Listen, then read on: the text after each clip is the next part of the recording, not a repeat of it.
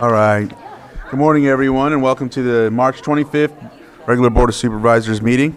We're going to go ahead and, as customary, start with a moment of silence. Go ahead. So I'd like to take a moment to think of a gentleman named Mike Heinz. He is from Clear Lake. He passed away last Tuesday. I've known Mike for the last 10 years. He's been heavily involved in the community. You may have seen him playing his guitar either at Black History Month events, at church, or as his open mic he's been doing for many years over at Catfish Coffee, along with some of his friends. And every week, Mike Heinz was in the Judge's Breakfast that meets every Thursday, which watches presentations of what's going on in our community. And Mike was a great contributor to that. And obviously, after 10 years, a lot of people have built those relationships with Mike. Mike came from Chicago. With a very Chicago politics perspective, and boy, did he bring that level of courage to our conversation to call it how it is. I don't think I've met somebody as courageous as Mike in speaking his mind, but he was a kind soul.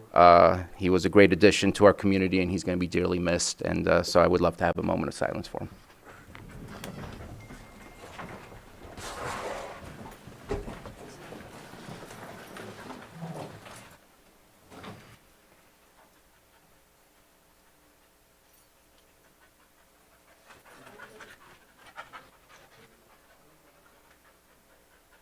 Supervisor's about to release the pledge.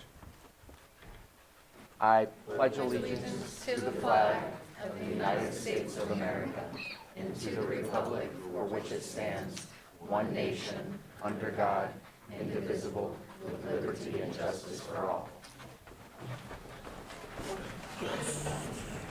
Item 4, consideration of extra items not appearing on the posted agenda. Do we have any, CAO? We have no items. All right, no items. Next is the approval of the consent agenda. Just note that consent agenda items are commonly non-controversial, but they can be pulled from the Board of Supervisors or from a member of the public. So I'll start with the board. Is there any items to be pulled from the consent agenda? No. Open it up for the public. Is there anyone in the public that would like to pull an item from the consent agenda? Ma'am? Come to the microphone, please, and state your name. Sorry. Hi, my name's Beth Kershaw. I'm not sure what the consent agenda, but I wanted to discuss the actual agenda, the 10 o'clock meeting. If That will be it. Yeah. Is that next? That will when we go to that item. That's when you can discuss that. when you go to the item. Okay. Yes. Okay. Yeah. All right. Anyone on Zoom? I'll bring it back to the board for action. Oh, Okay. If you would like to unmute, but if this is about the item on at 10 o'clock, then we will address that at that time. I'm sorry, Board. I think I may have accidentally pressed that button. I apologize for the interruption. All right. Thanks.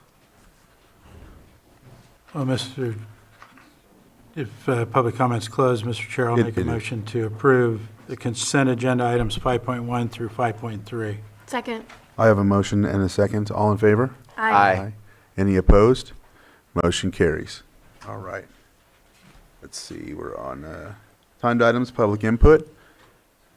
Public input, if something is not on the agenda, you can come up and speak for 3 minutes. If it is on the agenda, we'll have you come back at that time and address that public input then. Just know that if it's not on the agenda, we cannot respond to it, but we'll do our best to associate you with the specific director or supervisor in your district. Ma'am? Chair Crandall, Board, thank you. This is a quick question, so I'm sorry I don't know procedure. This isn't something that's not on the agenda, but it's to request a continuance for something on the agenda. Ma'am, we'll deal with that at the time. At the time, okay. Yes. Yeah. Thank you. Yep. All right. Still have with the public input? Open up. Good morning, Vance Ricks, County Surveyor. And I'm pleased to announce that our Deputy County Surveyor, Kara Solomon, has just passed her National Surveyor's exam. Awesome. Yeah. For somebody who went through this process, 16 years ago, it's quite an accomplishment. And it's a 110 question exam, 6 hours. And we're very, very proud of her, and everyone in the Public Works Department is ecstatic. So thank you very much. All right, thank you, man. All right.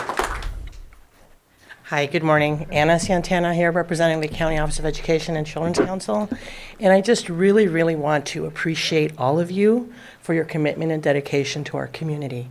I know you guys have been hit all left and right and up and down for everything, but just know that I appreciate you, even when we don't agree on things.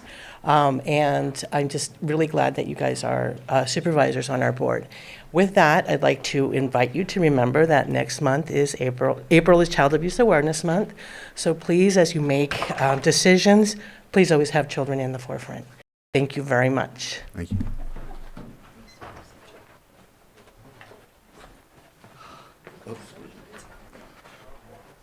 Hello, my name is Justin Quayle. Friday, there was an incident with all my personal information was shared on a public forum on your board thing, and it was posted so people could take pictures of it and send it to me and screenshot that everything that I submitted to the police department to do a criminal background check was let to the public to be, and I filed a complaint already about her not reacting this stuff within the last month. And so it just keeps happening. I feel it's out of retaliation. I feel that because we can't get into the Darby era because somebody called her the N-word and the county had to let her go for that, or whatever happened racially, but we can't get into those files. And I did a background check. I passed by the last sheriff, and somebody tricked me and to go and resubmit. And we have emails with Eric Porter and other people talking about my criminal background that should have never been shared. That's my personal information. That stuff's over 10 years old. Any of it. And I've been passed, and I worked for other companies already in the cannabis department. I've worked for Flocana. I've worked for all these other things. Yes, I went through an EEOC case with Flocana. I'm okay with talking about that. I was born with this disability, and I'm sorry I asked questions, but I really love this county. I grew up working for the Mendenhalls when I was 18 years old. I worked for the pear orchards here. I want to live and retire here. Please help me keep our dignity as a county and not have somebody go against a land use permit and attack a person for a land use permit. Thank you. Thank you. Any other public input? Is there anyone on Zoom? All right, at this time, I'll close public input. Mr. and we'll- Chair, can Yes. I make a point of order? Yes. Just if it's possible to vacate the doorway area. We have a lot of people here. We have people blocking the door. There's got to be a seat somewhere. Raise your hand if you have a seat next to you, just so that we can make sure that we have that cleared. All right. Thank you. Sorry, Chair. All right, no worries. So 6.3, let's see, are we at the time? Or 6.2, I'm sorry, I checked it already. So our pet of the week, and so come on up.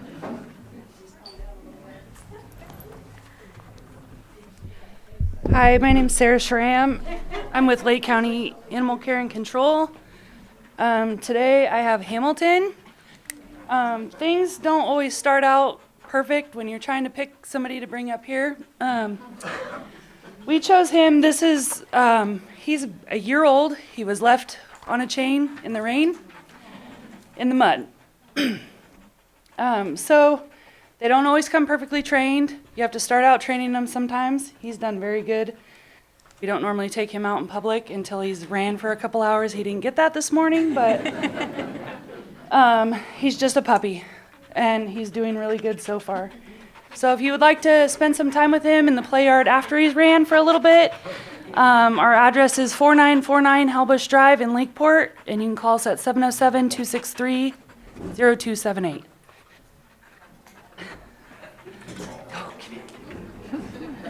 All right. Thank you. Thank you very much for that. All right. So we are, all right, so now we are at 6.3, consideration of presentation of the semi-annual Employee Service Awards for the County of Lake. And so, Pam, Cherish, give the floor to you.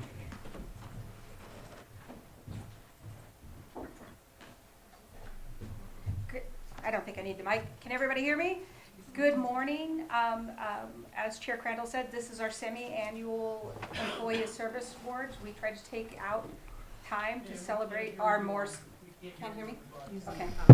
Oh, actually, let me just grab this.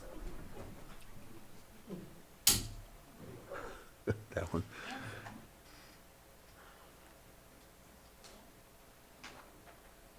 Good morning. There we go. Is that a little bit better? So this is our semi-annual Employee Service Award. We take pride in taking time twice a year to honor our most important asset, which is our employees. We'll be calling you by department. Department head or designee will come up and acknowledge their employees.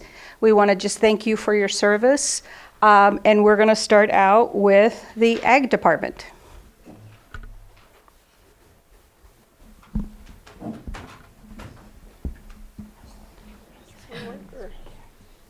Yep. The mic works? Yes. Weird. Back is towards everybody. So for the Agriculture Department, we have Michael Soberai, who is celebrating 10 years. He's actually been with the department just a little over a year now, but we are very fortunate to have him. So Mike.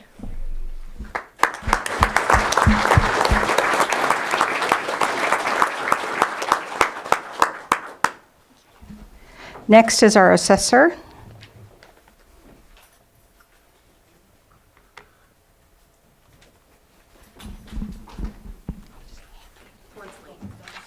I don't need it. I'm Laura. Oh, Ford's late, so. okay. On behalf of Rich Ford, we'd like to thank Laura for 5 years of service. Thank you.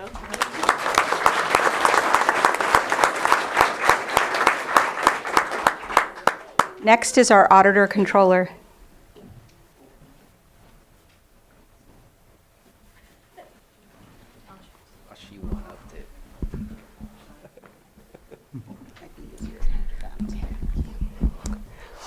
I want to recognize Chris Amante for 20 years of extremely dedicated, loyal service to Lake County, month after month, keeping payroll going no matter what is going on.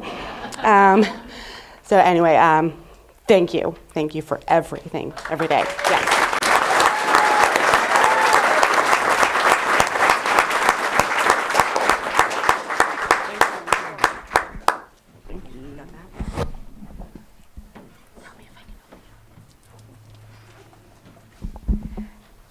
Next, behavioral health.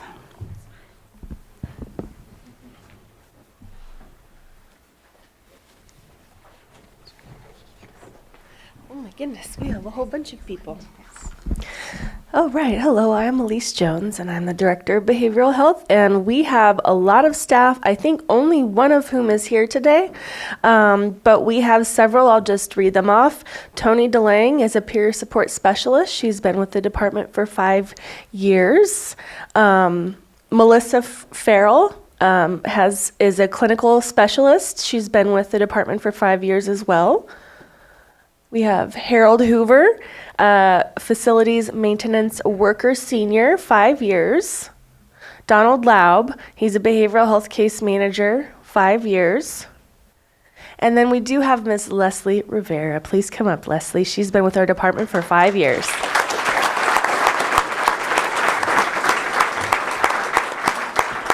I just want to say Leslie is a friendly face. She is one of the first people you meet or talk to with our department, and she's always nice and kind and welcoming, and she would make me feel really comfortable if I was coming into our clinic for the first time. Thank you, Leslie. All right. We also have Patricia Santa Cruz. She's a peer support specialist of 5 years. We have Miss Debbie Tapia. She's a staff services analyst of 10 years. She makes sure that the bills get paid. Thank you, Debbie. And Miss Jamelyn Trillo. She's a licensed clinical social worker. She's been with us for 10 years. And lastly, we have Miss Lori Grogg. She's a supervising behavioral health clinician of 20 years.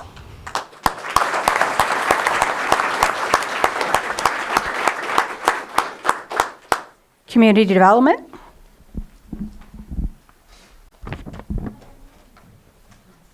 Good morning.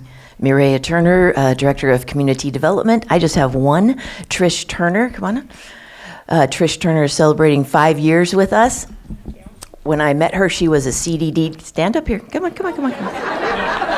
She was just a CDD technician. She was just starting. She was a baby in the apartment. And I thought, man, this woman really knows what she's doing. And she has taken classes in planning. She teaches us things that she learned. She's always excited about new stuff. Like many of us, she's her own worst critic. So I really love this opportunity to publicly tell her how awesome she is. Oh, thank you. Thank you.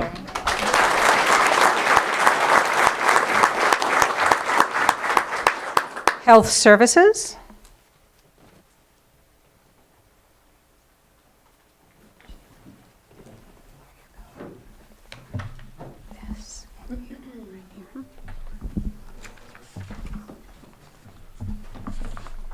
Good morning. I'm Lisa Farraco, Deputy Director of Health Services, and I'm super nervous to be up here. Today we're honoring 3 staff on our team. We have Brent Albrecht. He's with the Veterans Service Office. The Veterans Service officers help veterans navigate the very complex Department of Veterans Affairs department. Helps them access education benefits and process disability claims, gets information on the GI Bill and VA home loans. They really are the bridge to access benefits.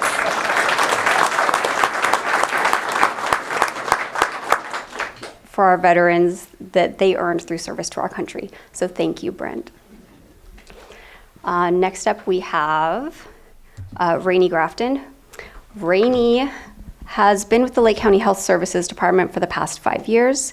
During her time with the department, she served under different capacities, including Health Program Support Specialist 2, Staff Services Analyst, and Program Manager, and most recently as Deputy Director of Finance and Administration. Additionally, Rainey played a fundamental role in coordinating and providing services to the Lake County community during the COVID pandemic. We are very grateful for her time and commitment to our department. She is leaving us for greener pastures in Texas, and I am taking her place here. So we have two more weeks with her, but huge thank you to Rainey for all of her hard work.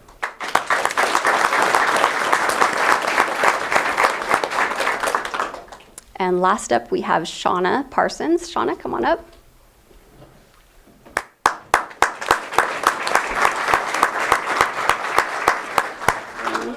I'm gonna take a picture.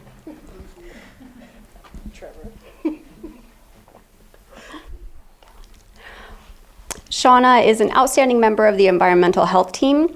Perhaps Shauna's greatest contribution to the team is her can-do attitude, paired with her willingness to dive into the work. We are very happy to have her, and that's compliments of Craig, who's not able to be here. Thank you.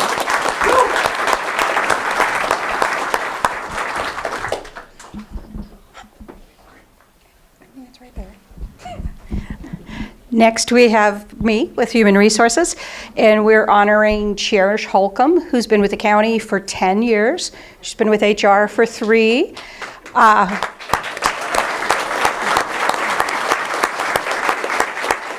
She makes working in HR fun. She has an amazing sense of humor. She's also one of our creative people. I have no creativity whatsoever, so presentations, brochures, the service award all went to her. Both her and Arandi improved it.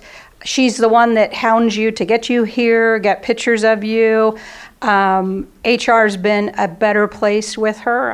I'm sad to say she's leaving for greener pastures, but we will miss her and we thank her for everything.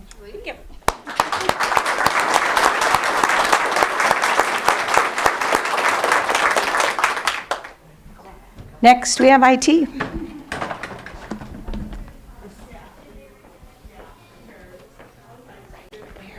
Thank you. Well, good morning. I'm Shane with IT department. First up, we have Jeff Haas. Jeff's been with us for 15 years, and Jeff has been constantly learning and growing in our department. He promoted up from an information technology analyst 1, and this is a guy that is always asking for more to do. I mean, if you've ever met somebody like that, you very much want to keep them around, because it's like he'll have 7 or 8 things going and ask for another project to do because he's bored. That's kind of the type of guy he is. And he just has an incredible work ethic, and I just really appreciate all the hard work and just sincerity that he puts into everything that he does. So he couldn't be here this morning. I don't know if "couldn't's" the right word. Probably not super comfortable with having praise directed in his direction. But anyway, really appreciate Jeff, and he's just contributed so much to our department. So appreciate Jeff.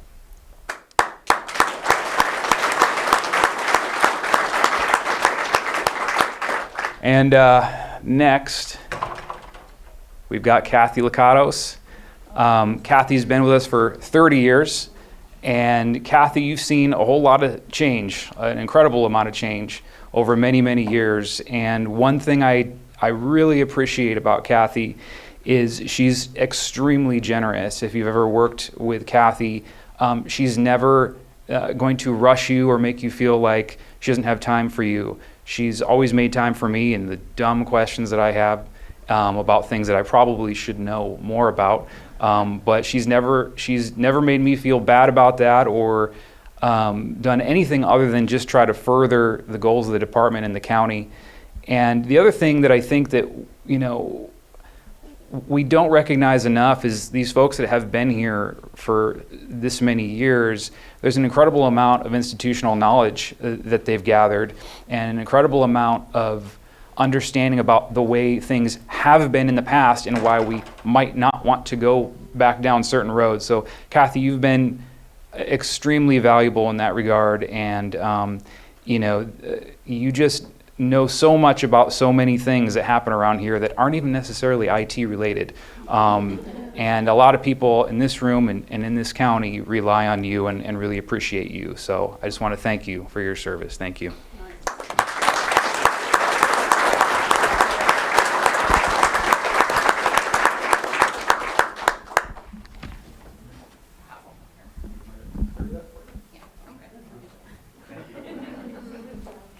Next, we have the library.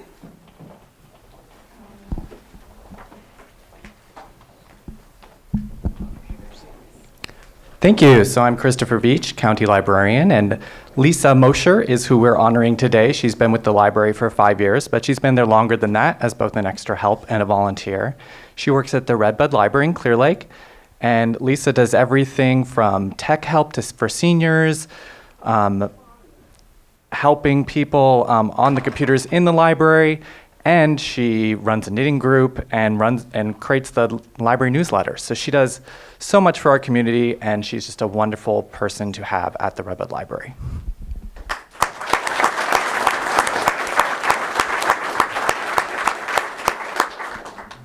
Next up, probation.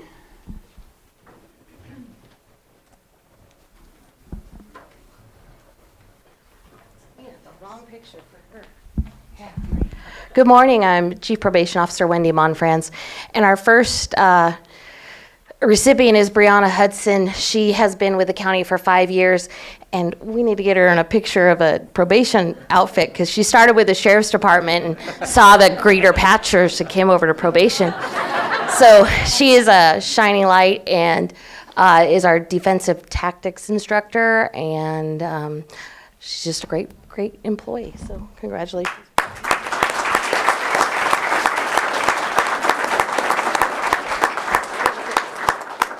Oh. All right, next we have Augie Perez. Augie has been with the department for 10 years. Oh, wow, and he doesn't look like that anymore. he started at our juvenile hall back in the day before we closed it, and now he's the supervisor of our juvenile division. And it's his wife's birthday, so they're out celebrating today. So thank you to Augie.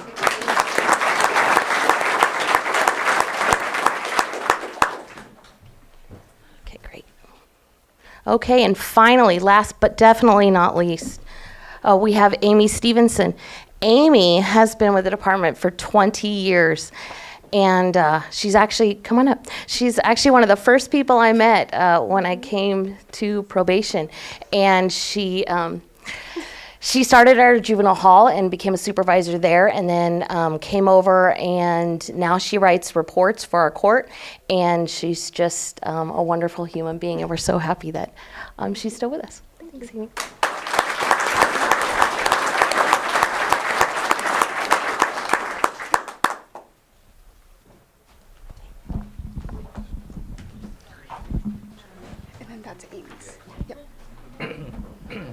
Next up, Public Services. Thank you. Lars Ewing with Public Services, and first coming up is Dana, but Ricardo Reyes is a heavy equipment operator at the landfill. A beautiful day like this, he wanted to be on his big Tonka truck, I think, so yeah, he chose to not be here. But Dana Schott has been with Public Services for 5 years, but for about 13 years before that, she was an extra help employee as a janitor in this building and others. Then the lead janitor, then she went on and got her associate's degree. She volunteered in the office in Public Services, and then was hired on permanently as an office assistant. So she's a good testament for hard work. She brings very warm and positive spirit to the office. She's what I would say every director wants as the face of the department. So Dan, I can't thank you enough for what you do, and 5/18, I guess is what we'll say. So thank you.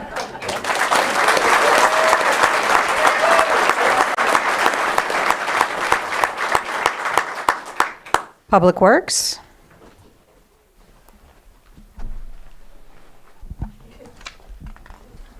We have Kara Solomon, our Deputy County Surveyor for 20 years of service. And I have to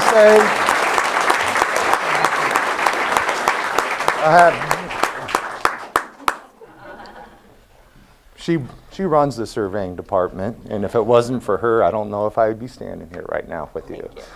Thank you very much.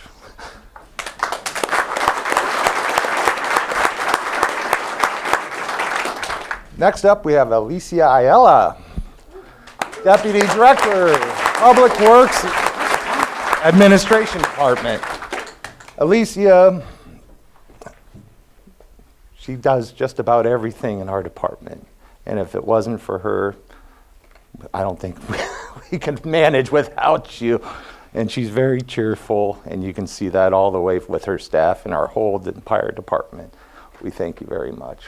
25 years.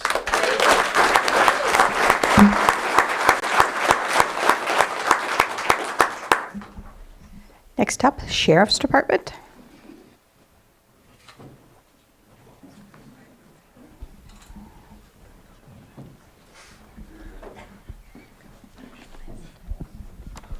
Good morning, Board. Good morning, Luke Bingham, Sheriff Coroner.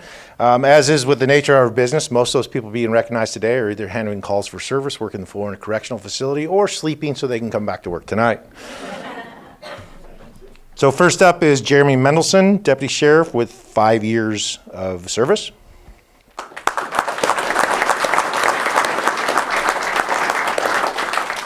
Next is Cody White, Deputy Sheriff Sergeant and our SWAT team commander, 10 years of service.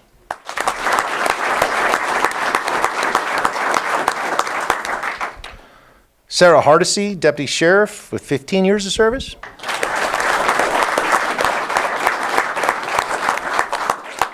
John Drury, Deputy Sheriff Sergeant with 20 years.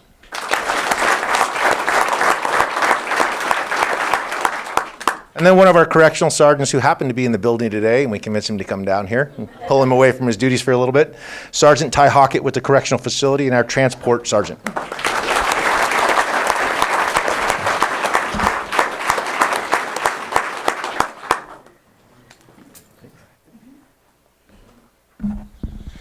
And then lastly, Cecilia Jimenez, our Deputy Sheriff Corrections with 20 years of service.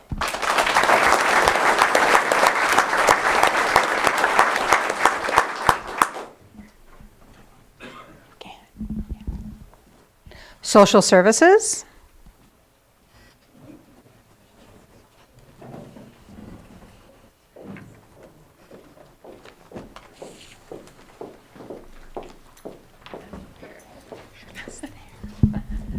Good morning, I'm Rachel Dolman-Parsons, Social Services Director, and I do have a large department and 15 staff to honor today. Sorry for the long remarks. So Victor Geary. Victor, your journey from IHSS to Adult Protective Services reflects your dedication and growth in serving our most vulnerable populations. You're one of the most nicest, smartest, and most gifted and enthusiastic social workers that your supervisor has ever had the pleasure of working with. Congratulations, Victor.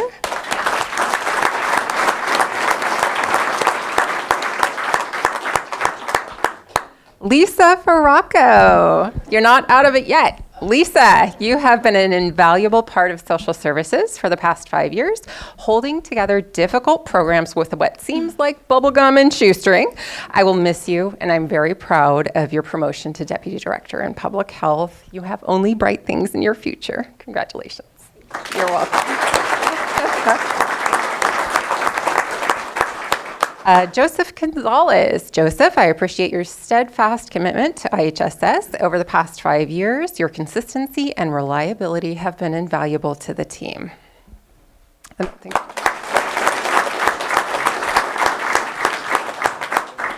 Brianna Guzman. Brianna, you are an invaluable member of eligibility, a bright and shining star who has worked your way up through our department.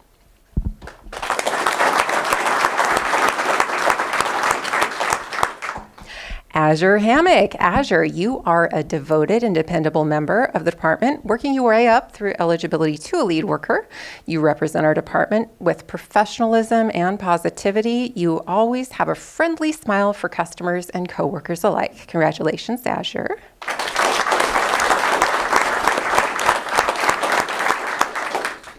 Virginia Peak. Virginia, you hold it together for us in the Area Agency on Aging. Your organization and support help us be successful. Congratulations, Virginia.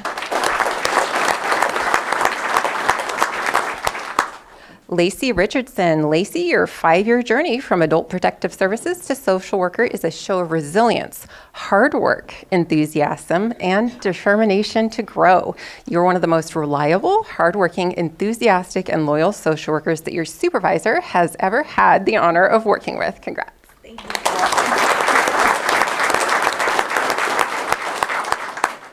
Jasmine Solario. Jasmine, you are a phenomenal job search facilitator and accurately process our E2 Light surveys to measure our parents' work participation rate. You're a star at helping motivate families towards self-sufficiency and success. Congratulations.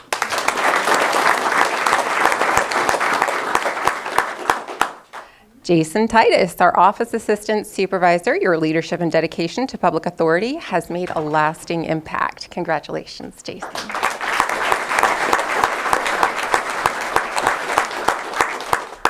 Lisa Walker Coleman, thank you for 5 years of committed service. Your progress from IHSS to public authority, public guardian displays your adaptability and passion for client advocacy. Your supervisor says you're a real team player who always has your back and will say, I'll do it. Congratulations, Lisa.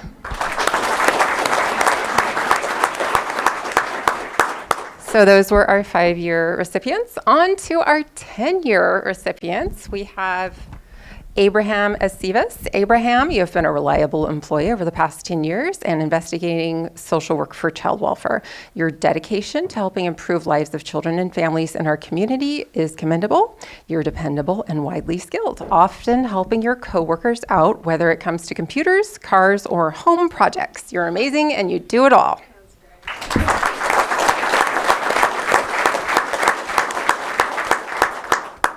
JC Baker. JC, you are on the front lines daily, serving the public with a smile. Thank you. Our employment services lobby works smoothly because of you.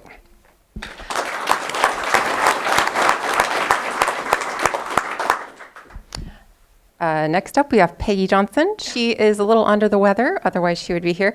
She is my administrative assistant. So she is the glue that holds admin together for me. As my administrative assistant, you juggle so much with kindness and common sense, and she puts up with me. Her placid demeanor helps her navigate difficult situations daily with grace. Peggy is also multi-talented. She plays in a local band, so I will give a shameless plug here. She's going to be at the Riviera Clubhouse May 10th. Check her out. I'm grateful for you every day, Peggy.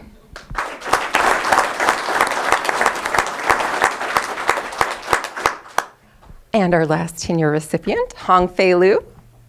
Hong Fei, your intelligence, kindness, and dedication have made a tremendous impact at the Department of Social Services over the past 10 years, and your contributions have strengthened our team in countless ways. I sincerely appreciate all your hard work and commitment. Come on up. Congratulations. You're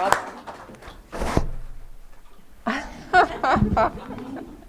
All right, last but not least, we have a 15-year recipient. Her children are under the weather, so she was not able to make it. She is on the Zoom listening to all the nice things I'm about to say. So, Crystal, you are our fearless and innovative manager over CalWorks. You've accomplished so much, including leading our staff to timely and accurate Medi-Cal processing, which is no small feat post-COVID. I look forward to seeing your amazing accomplishments continue well into the future, and I know you're gunning for my job, so congratulations.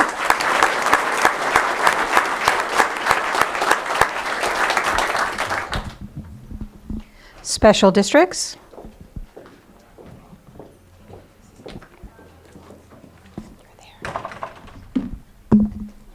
Good morning. I'm Robin Boray, the Special District Administrator, and I have 5 staff that are here, 4 here today.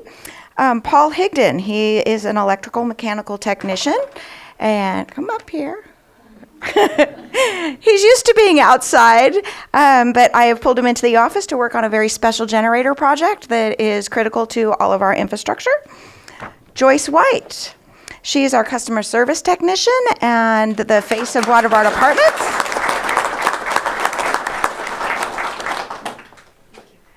And she provides excellent customer service and can handle any of our hostile clients or customers that don't want to pay their bills. She is fabulous.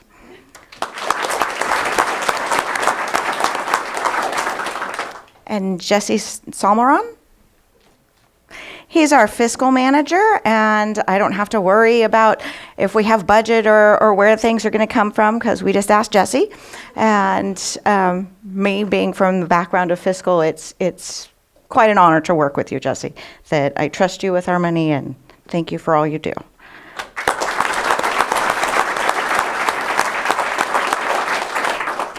And Dennis Wilson, I believe he is at the Kelseyville or the Soda Bay water plant making water for our customers, and he's been here for 15 years.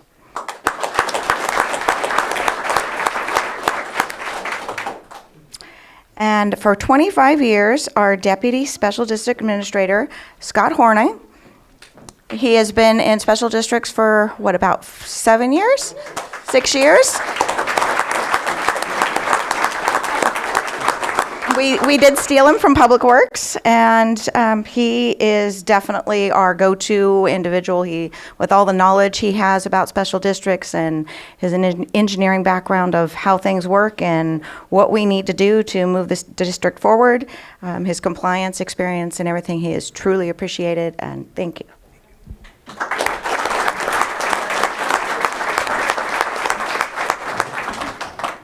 Next up, we have U.S. Cooperative Extension.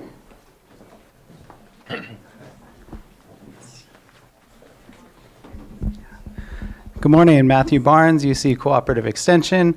I'm here to honor Nicole Gentry on 20 years of service with the department. Come on up, Nicole.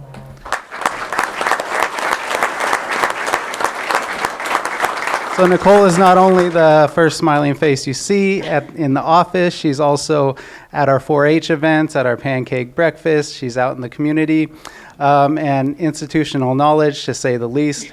in my first year especially, I couldn't have done it without her. So she has her fingerprints on a very complicated department. She has her fingerprints on all aspects of it. So it's my honor to appreciate Nicole.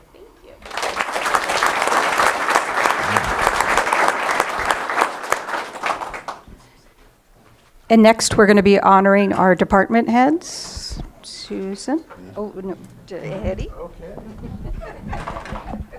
All right.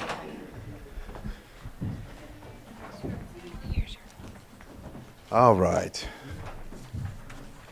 First, we'll be starting out with Maria Turner, our Director for Community Development. And I worked with Maria when I was a planning commissioner, and I remember just watching her lead when I was fairly new to this, because I didn't really have an idea of what I was getting into. But after working with her, I realized how much knowledge she has in the department. So thank you for your service, Maria.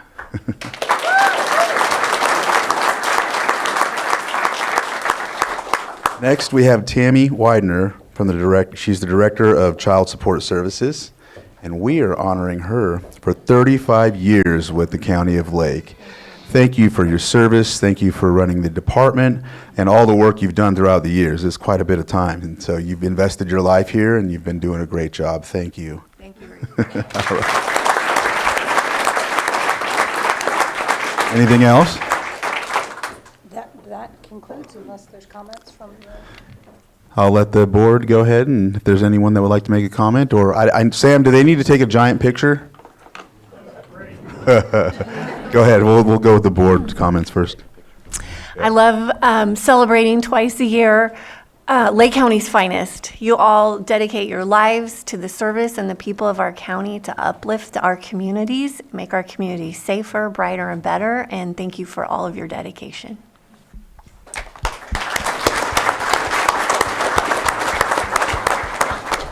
Just want to say I appreciate all of our county employees.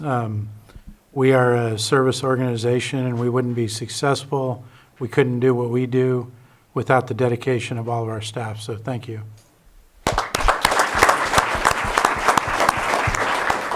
And I don't want to echo what's already been said, but I do want to give you all a standing ovation, because thank you so much for everything that you do every single day of the year. You put in your life. You put in your blood, sweat, and tears. You deal with the worst and you deal with the best, and can't appreciate enough the years of service that you've put into it.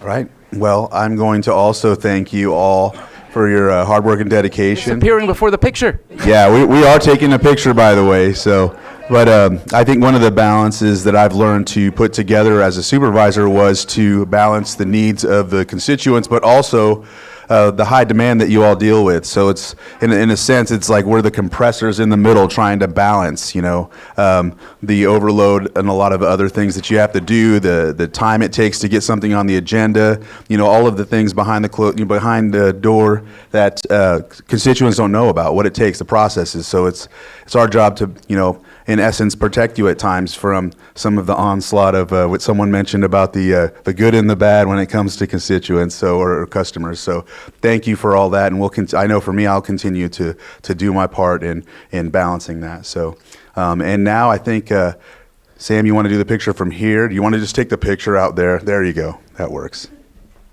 Okay, so we're going to switch. So if I can have the supervisors come out here, I'm going to go up there and take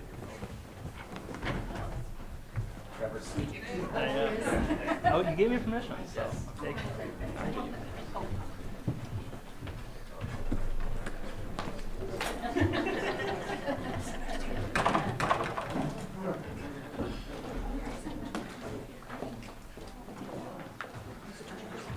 Oh, this is much better. We got to do this more often. Okay. Ready? Everybody smiling? Okay. All right, one more. You ready? You done? Okay.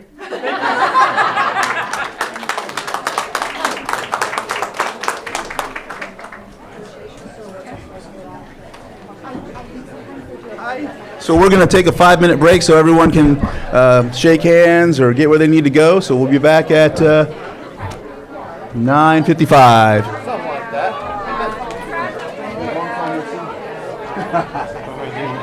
I was trying to figure out what I thought they were saying about the fire department. Oh, I guess they found out. Yeah. Is she in the house? Is she in the house? Oh, you know what? Did you ever go?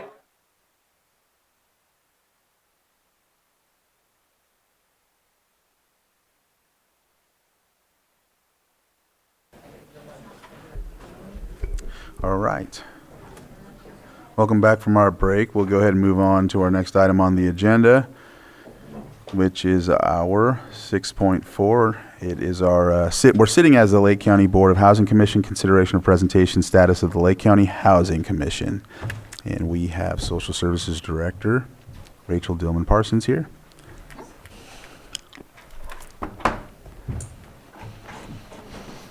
Good morning, Board. Sitting as the Housing Commission. As you said, I'm Rachel Dillman Parsons, Social Services Director. I'm also the Executive Director of the Lake County Housing Commission, which is Lake County's public housing authority. With me today is Lisa Farraco, our previous program manager over housing, who has kindly enough agreed to be here. She's still our expert in these programs.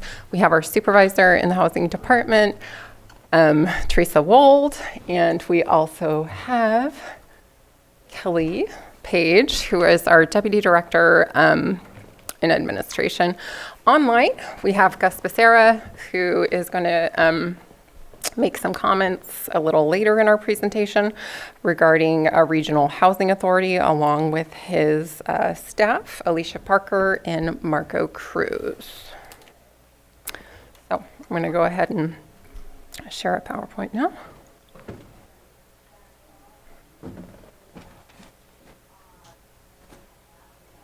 And I know we have 15 minutes. I'm going to try and keep my bit to 15 or less. And everything is layering on top of each other, sorry.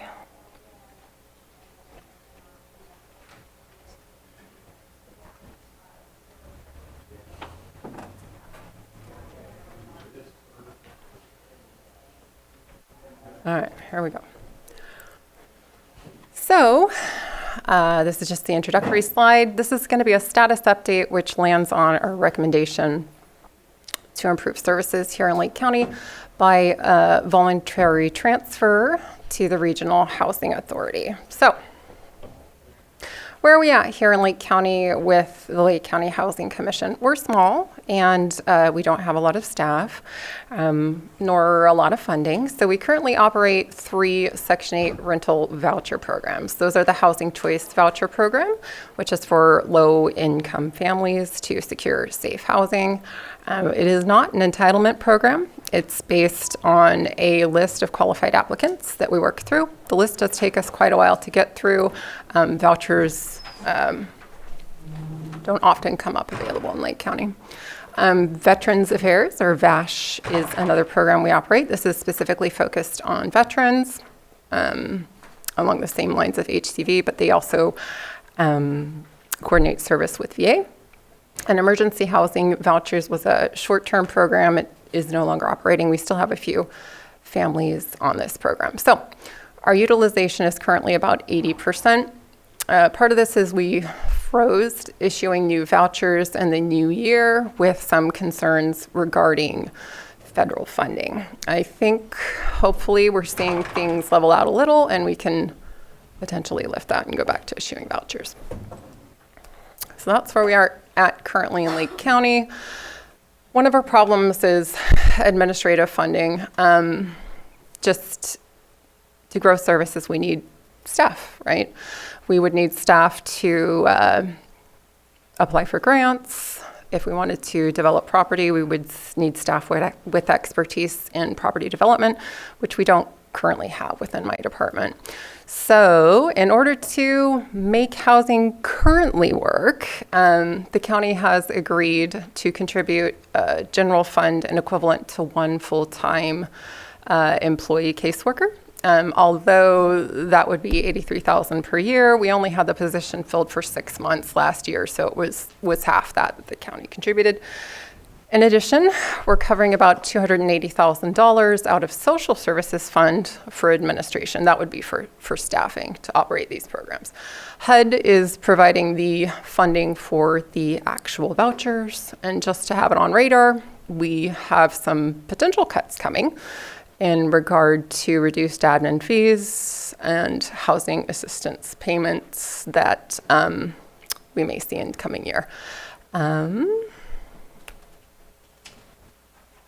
So where does that leave us? How do we grow our program faced with all of this? We have conferred with a lot of different experts regarding this, including HUD. We have spoken with Lisa Judd, who is the CAO in housing. We have spoken with Mendocino County's Public Housing Authority, and we have spoken with the Regional Housing Authority about options. And we need to diversify is essentially what needs to happen in order to have additional funding streams if we are to survive and grow. So how do we get there? There's a couple different options we talked about. Number one is not the one we recommend, but if we wanted to keep Lake County Housing Commission either within my department or potentially hand it to Lisa Judd, we would need funding for staff to grow the program. Not my recommendation. The recommendation we are making that HUD also agrees with and Lisa Judd agrees with, she'll come up here and speak after Gus speaks, is a voluntary transfer to Regional Housing Authority. They can offer growth thanks to their expertise that we currently aren't able to offer. What happens if we do nothing? It just continues as is, and we are only able to manage Section 8 vouchers. So here is where I'm landing on the recommendation, and Gus will speak next. We're recommending a voluntary transfer to the Regional Housing Authority. That means handing our housing authority to the Regional Housing Authority.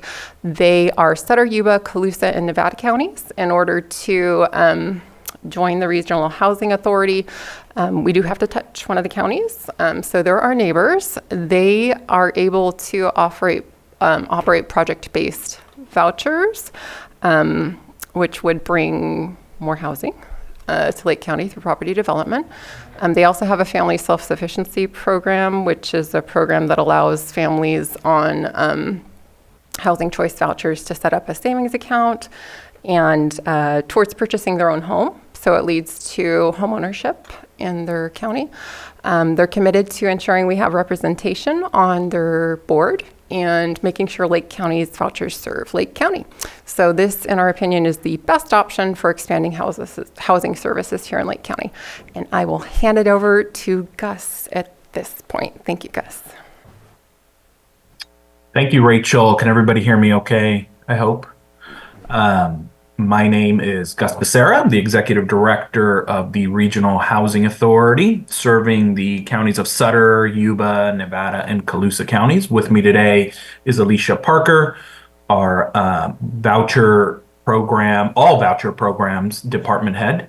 And with us also is Marco Cruz, our Chief Financial Officer. So thank you for your time, board. As Rachel mentioned, we serve 4 counties, but our genesis was Sutter County. At one point, probably going back 15 years ago or so, maybe a little longer, we were only the housing authority of the county of Sutter, and with issues similar to what Rachel explained to you. The County of Nevada approached us, and we regionalized, consolidated with them.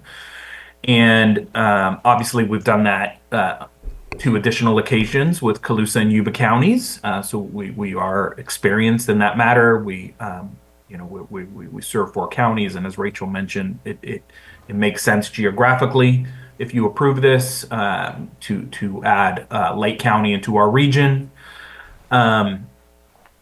between the three of us, Marco, Alicia, and I, we've been in the affordable housing industry close to 50 years, all with RHA. Our team is experienced in developing relationships, outreach that will only benefit Lake County and its voucher holders.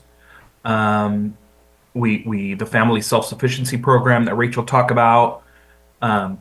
It's a voluntary program for us. Many years ago, when HUD created the program, it was obligatory for housing authorities that opted in.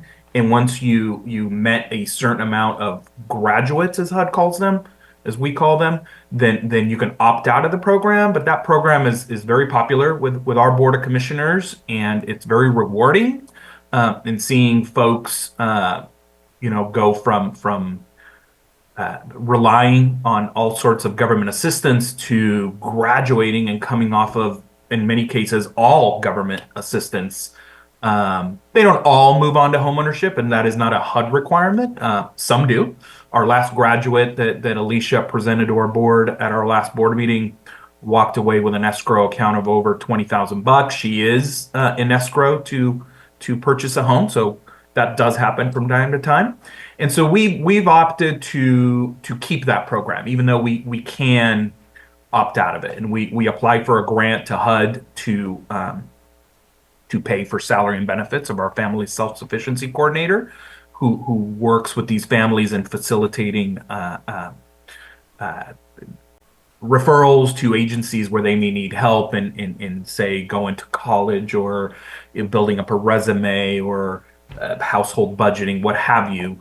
And these folks work towards these goals in a contract that they sign in a HUD form contract over a 5-year period with an option to extend up to 2 years, and then they graduate. Not all participants do.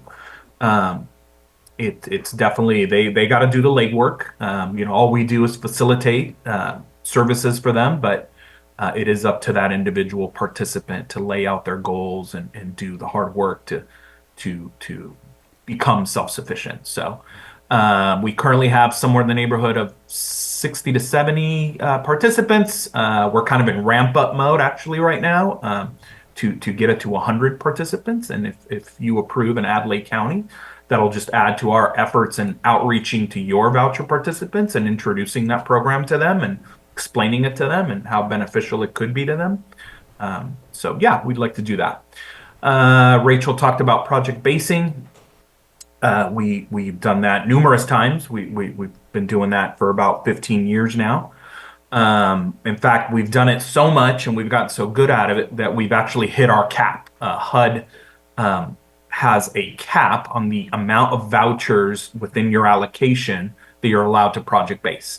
And that is up to 30%, targeting certain populations. And in our 4 counties, we're not quite there, but we're upwards of probably 90% of the 30% that we're allowed to project base. So in how that works is we project base in order to develop projects. These vouchers, when they are project based, makes the economic feasibility of a project much more feasible than without them.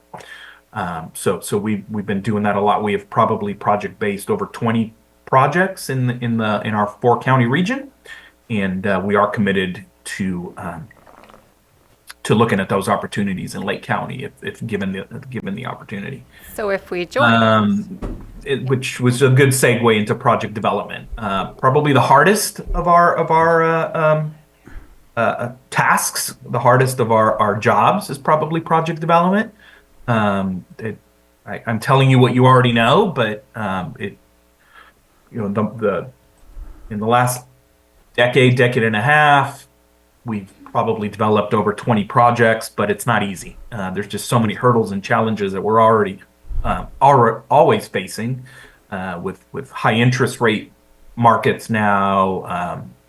During the pandemic. So there was a question from, I think, Director. Oh, no, I was just going to add a comment. I wanted to make sure the board understood that if we were to join, 30% of Lake County's vouchers could be used for project-based project-based development. Yes, thank you, Rachel. And that is where we've hit our cap in the other 4 counties, but with Lake County, there's that opportunity to use 30% of your total allocation to project-based within Lake County. You know, and as I was saying, it is difficult to project develop, and in this era of higher interest rates, supply chain issues that came upon during the pandemic, they haven't all recovered. There's still a lot of supply chain issues with electric components. The artificial intelligence community is pretty much grabbing everything they can, so which makes construction projects harder.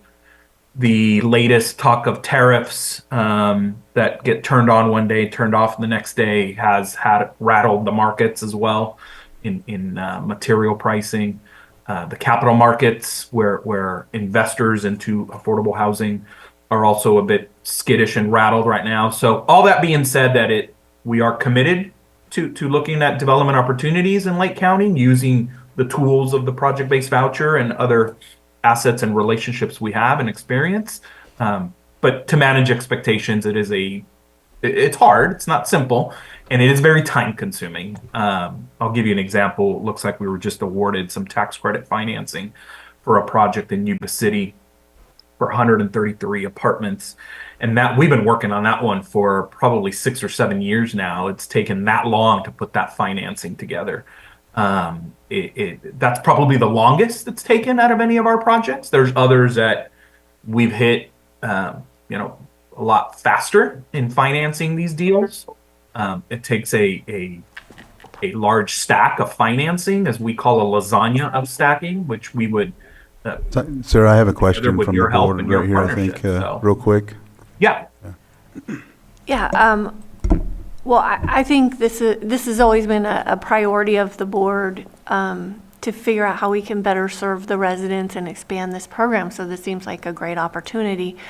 I'm wondering about the position that's general fund allocated that we created. Is that going to remain, or It would come back to the county. it'll come back to the county? Oh, that was the answer I was hoping for. And I just wanted to add that Commissioner Debbie Figueroa is with us on Zoom. I didn't get a chance to say that yet, but just wanted to add that as well. So we do have our board here. Sorry to derail you, Gus. Yeah, sorry about that. No problem. You Just probably have another to question interrupt. about the 30% of the vouchers that could be leveraged for projects. Is that, can that be held over year to year so they can be banked, or is it a single year? Enough vouchers that haven't been assigned that we have them available now. And then, Gus, you can correct me if I'm wrong, but essentially these become vouchers for people to live in the project that was developed, right? Okay. Yeah, no, that sounds correct, Rachel. The project-based vouchers stay with the project. Just to simplify it, they don't have the mobility. That a tenant moves into a property that has project-based vouchers, they must use that voucher at the property. If they decide to move, they can't take that voucher with them. It gets assigned to somebody else at that property. Right. Supervisors. Because that project-based voucher contract actually enters into a 20-year contract with the development, with an option to renew for another 20 years. And all that is done for the purposes of economic feasibility of the property. So that's what HUD requires, a minimum 20-year contract with the property, so that those vouchers stay there for a minimum of 20 year. And as I mentioned, there's an option to renew for a second 20-year period. Lisa, you had your hand up real quick, and then Supervisor Sabate, if you could follow. Can you hear me? Yes. I don't want to understate the value of these project-based vouchers for our community. We have been pushed by HUD to move towards project-basing vouchers. We simply do not have the expertise or the staffing to do this type of work. If we want to get here, it will be expensive and time-consuming. So joining with a housing authority that has a history, a successful history of project development, project-basing vouchers, is an opportunity here that the value cannot be understated. All right. Supervisor Sabatier, if you wanted to go ahead. Thank you very much. The topic of project-based vouchers came up at the continuum of care, and I've been more and more curious since that has come into play. I know that we've spoken with Lisa Judd with social services. There doesn't seem to be a negativity towards moving in that direction, and it would help so many. If my numbers are correct, and I'm just playing with numbers in my mind here, we have approximately 250 vouchers, 176 that are used. We're missing out on about 74, meaning if we can have 75, which would be the 30% of 250, we can help cover the lack of housing that is available currently for the vouchers that we never get to use every single year here. So I think that moving in that direction is the way to go, or at least it would be helpful to move in that direction. I also like the idea of being part of a larger entity where, especially right now where there's unpredictability in where we're going, what HUD is doing. There's been some cutbacks, not certain what that looks like as far as impacting housing authorities. We've seen some of it at the continuum of care, but not sure about the rest. Being part of a larger entity helps us be more nimble, be more sharing of able to share resources and continue to serve the people here in Lake County more often. You spoke, Gus, a little bit about your program of trying to get people to graduate through those programs that you offer. Would you have a graduation rate of how many people are actually going through that entire program? Because I'm very interested in that concept. I think that should be part of any housing program, is to try to get people out of the program and graduate past that. What is your graduation rate that you are currently seeing? Great question, Supervisor. Alicia, I don't have that information with me, but you probably have a good idea, don't you? Graduation from the FSS program, it's a 5 to 7 year program, and right now we're seeing approximately like 60 to 70% of the graduations. Not everyone does not graduate for a negative reason, though. There's a lot of factors that go into graduating. Some of our folks actually go off the program before they're able to meet their goals, and the goals are the huge part for the graduation requirement. So even though that seems like a low number, we do have a lot of folks that go off for good reasons as well. Well, I personally think that number is much higher than I anticipated it to be, so I'm actually pleased with that. I do have another question, but it looks like you want to add something to that. Yes, please add. So the FSS program was a program we did have here in Lake County. It was very limited. We were not able to provide the homeownership, counseling, and a lot of the wraparound stuff that goes into that program. We had to slowly phase it out. We did have people graduate. We did have people buy homes here in Lake County with that program. It was successful here, but we were not able to hire that FSS coordinator position after multiple postings. We had to roll into just a standard case manager and let go of that program because we simply didn't have the expertise or the resources to run it here in our small agency. Supervisor Mtg. Thank you for that. Just another reason why looking at voluntarily transitioning out is the way to go. Just two more questions. One, when you do these project-based vouchers, do you own these projects, or are they owned by a developer that you contract with? And the reason I ask is I know my mind probably works in ways that may not be ways that are that we're able to work with, but if we can get those vouchers to pay back into the authority so the authority can continue to do more work rather than money going to outside entities where then we have to find new sources of funding. Do you own any of these projects at all? We own the majority of them, Supervisor. So our agency is a developer. We're a developer. We do partner with, and I will say for clarity, we don't sole develop, we co-develop. And the reason for that is because we're in 4 counties, and it'll even make more sense if we are operating in a 5th county. Because of the large geographic area and the volume that we want to see in project development, it's such a specialized field that we would have to ramp up staffing by a lot. And it's staffing that's very hard to find because it's such a specialized field that it is, we believe, we're putting more units on the ground by partnering. But with that being said, we are in the ownership structure. Out of the 20 some odd projects that we've developed with project-based vouchers, there's only 2 of them that were not in the ownership structure. They're both in Nevada County.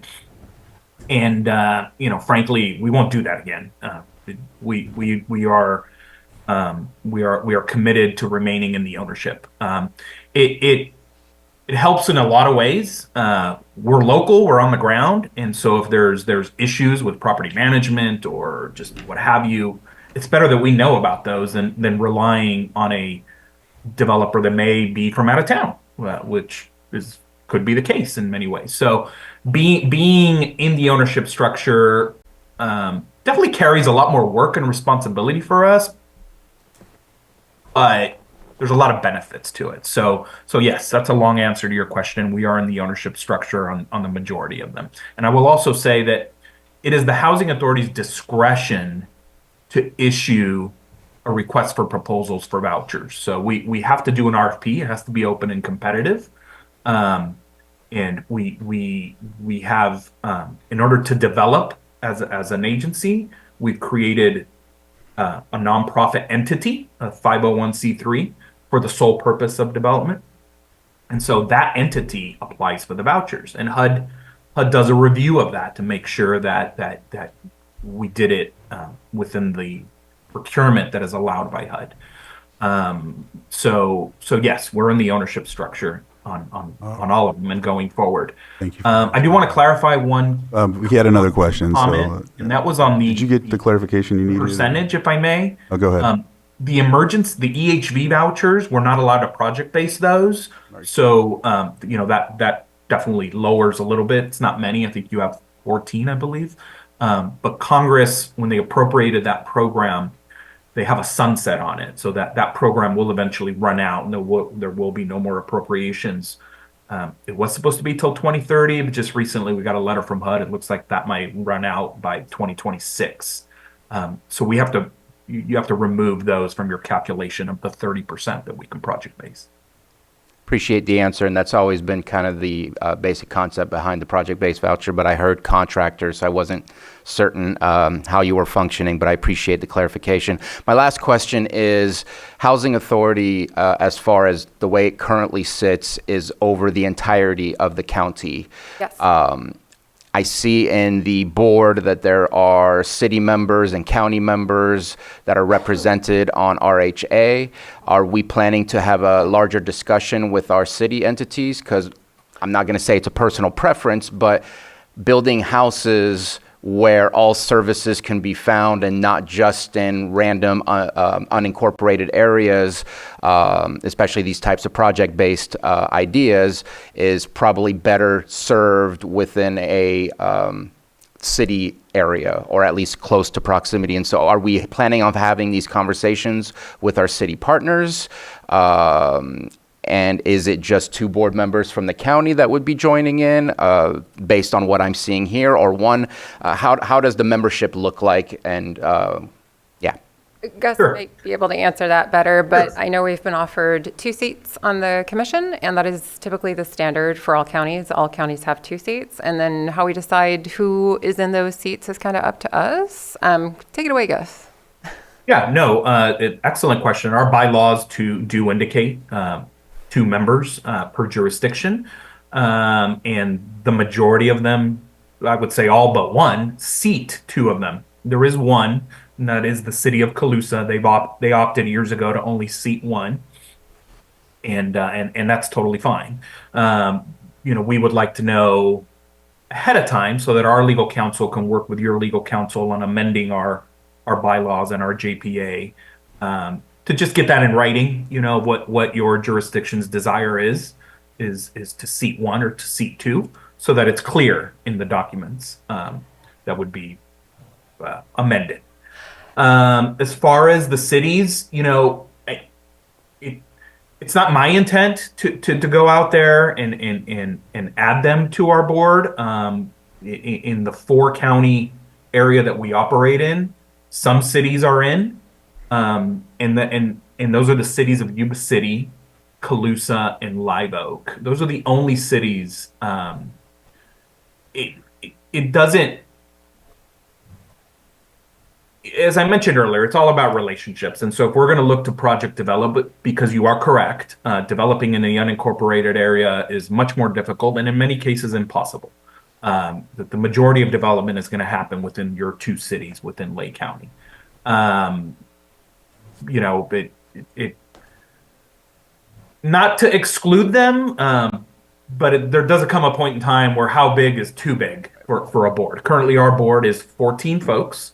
There's one HUD required tenant commissioner, as HUD calls it, and that has to be a participant of one of your housing programs. In this case, this commissioner is a participant of the voucher program, and then we have 13 other members from jurisdictions. I would say roughly half of them are elected officials, and you probably know some of them.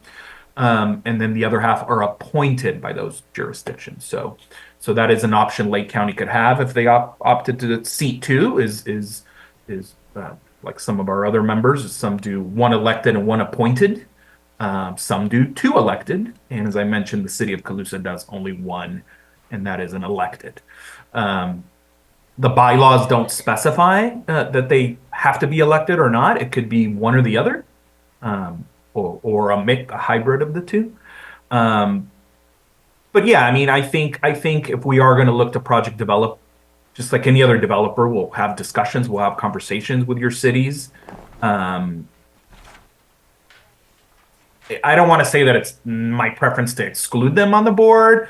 It just, then you're just adding additional layers of oversight and what have you. But you know, we'll definitely could entertain that. And I appreciate the response. Thank you very much. Sir, you have your hand up.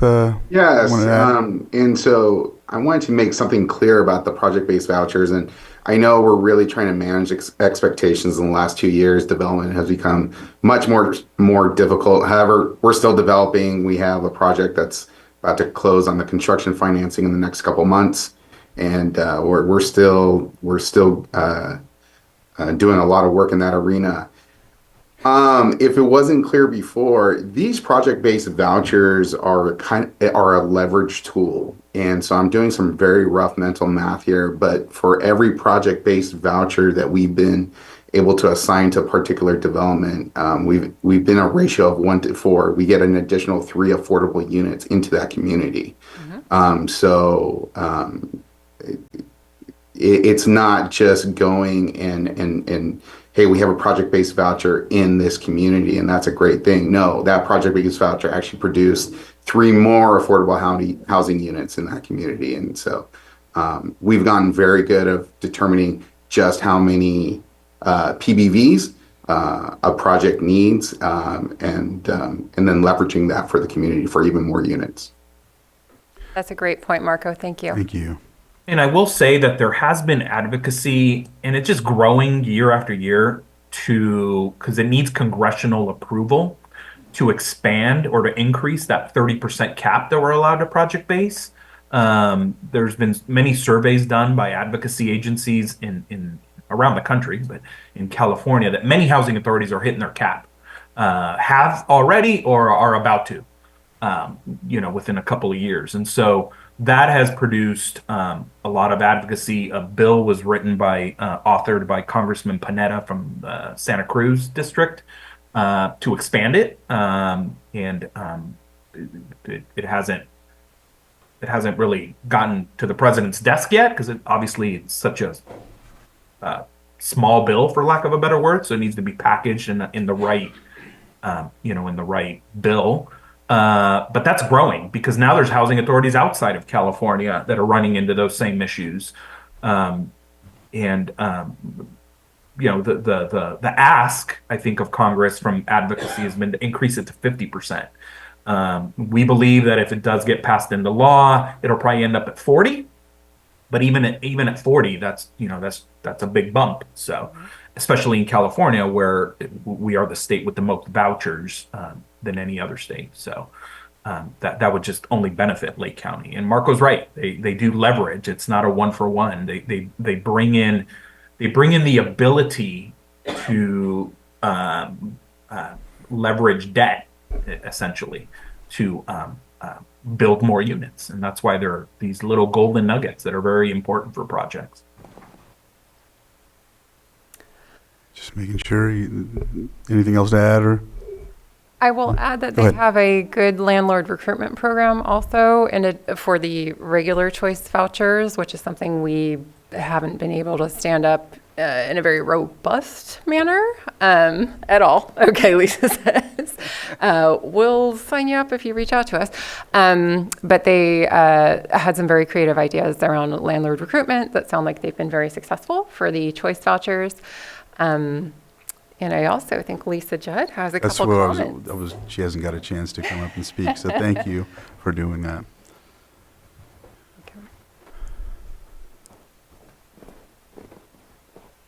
Good morning, Board.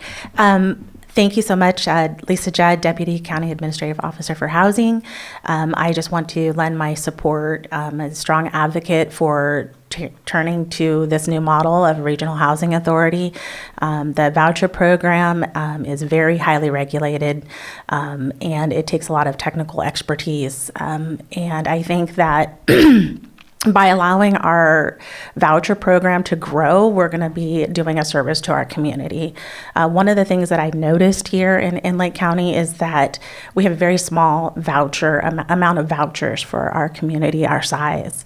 And this is not, I wouldn't say in proportion to what you would expect. And part of that is because we haven't grown our voucher program.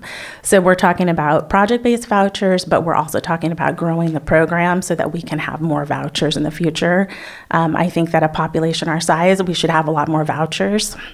And my hope is that the regional approach would allow us to grow that program so we could have more vouchers.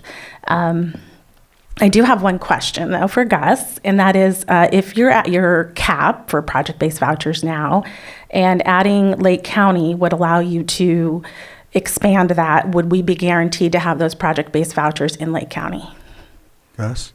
Oh, I mean, most definitely. I think it would be kind of career suicide for me if we regionalized with Lake County and said, thank you, I have a couple projects in Sutter and Yuba County, and I'm going to use your vouchers to project base over there. I mean, you know, we wouldn't do that, and it's not what we do. You know, we're not an out of town developer that comes in and, you know, we're here. We've been here since 1946, 47, I believe, is when the Sutter County Housing Authority started, and we've demonstrated to Colusa, Nevada, and Yuba counties that through relationships and experience that we're you know, we want to help the communities. You know, we look at it, we look at each county and each city as its own independent community. And even though there is that flexibility, and it's a great question, even though the HUD regs would allow it, we don't do that.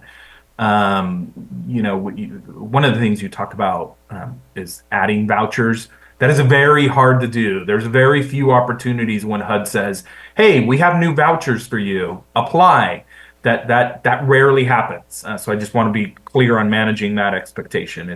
They're kind of like Halley's Comet. They come around very few and far between. I would say in the last decade, we've been able to add the mainstream voucher program, and each county got an allocation of those. EHV, as we mentioned. There has been a couple of opportunities to increase VASH vouchers, and we jumped on that opportunity. And then relatively new to us, and we would love to talk with your staff if given the opportunity to regionalize, is there's a voucher program known as FYI, and that is called Foster Youth Initiative. And Alicia, you could speak to that better than me, but isn't it for foster youth that are aging out? And they get the preference on this voucher and then housing for that target population. Is that correct? That is correct. They're Yes. referral based from service providers. We would enter into an MOU, and then we would receive referrals for qualifying youth, and they would receive a voucher that, while they're on the program, works like Section 8, the HCB program. It's rental And subsidy. correct me if I'm wrong, for the benefit of the board and Lake County staff, that's still an over-the-counter program, whereas if Lake County says, hey, we can use 10 of those, that we apply to HUD for 10, and there's no like window of opportunity to apply for, right? Like we can just over the counter. Correct. Great, thanks. So that's something we would love to bring to the table if your specific service agencies are in need of those kinds of vouchers. So those are the few opportunities where you can add vouchers, thankfully. There's also non-elderly disabled in conjunction with the regional center for those adults who are not elderly but are disabled and need additional support. Does Regional Housing Authority have those non-elderly disabled? Yes, those are called mainstream vouchers, and we were allocated 140 of those, I don't know, 5-7 years ago, somewhere around there. And those 140 were allocated for the 4 counties that we operate in. But if there's an opportunity to apply for some of those, if given the chance by HUD for Lake County, then yeah, most definitely we would love to apply for those. And yeah, those serve, as you mentioned, non-elderly disabled, must be between the ages of 61 and disabled. And we maintain a pretty high utilization on those 140 vouchers. So my question to you, if we join, does HUD allow us to have an opportunity with the new numbers to, like with mainstream or something like that? To increase I don't believe our numbers? so. I think the only one that I think that's going to vary. I think with VASH, there is occasional opportunities that are opened up. They call them notices of NOFAs, as you know, notices of funding, or NOFOs, notices of funding opportunities. I think the VASH ones come up from time to time. And as Alicia mentioned, the Foster Youth Initiative vouchers, I think those are over the counter. Those, yes, day one, we could go after as many as you need. Mainstream, I think that has opened and closed. There hasn't been any new opportunities to apply for those. Right. I was just wondering when you absorb another county, if then they open that door. Okay. No. So, and then it sounds like the Foster Youth Initiative is similar to the Family Unification Program. Yes, that is our understanding. Yes, I think there are some differences. We do not have experience with the FUP, as they call them, the Family Unification Program vouchers. We've never had any of those, but I think the FYI works very similar, is my understanding. So I ran the voucher program for a few years over in Mendocino County, so we had the FUP vouchers, is why I asked. Okay. I think it's important for the board to know that one of the things we keep talking about project-based vouchers is that to get development into the county, and project-based, I've seen it work both agency-owned and not agency-owned, but the project-based vouchers stay with the units, and it keeps stability in our count. Even though it is difficult to increase the voucher count, one of the things that HUD looks at is the success rate and how many vouchers we have. So it may take a long time to grow them, but at least we're going in the right direction, whereas right now we've been going in the opposite direction and we've been decreasing over time. Those project-based vouchers are a given. So where people come and go off the program, those project-based vouchers are stable. So that's also something to think of. And then I don't know if the Regional Housing Authority does this, but I know that you have the possibility, if you're on a project base, to switch over to a housing choice voucher typically after a year. There's a possibility for transition if those vouchers are available. So that's something else to think about as well.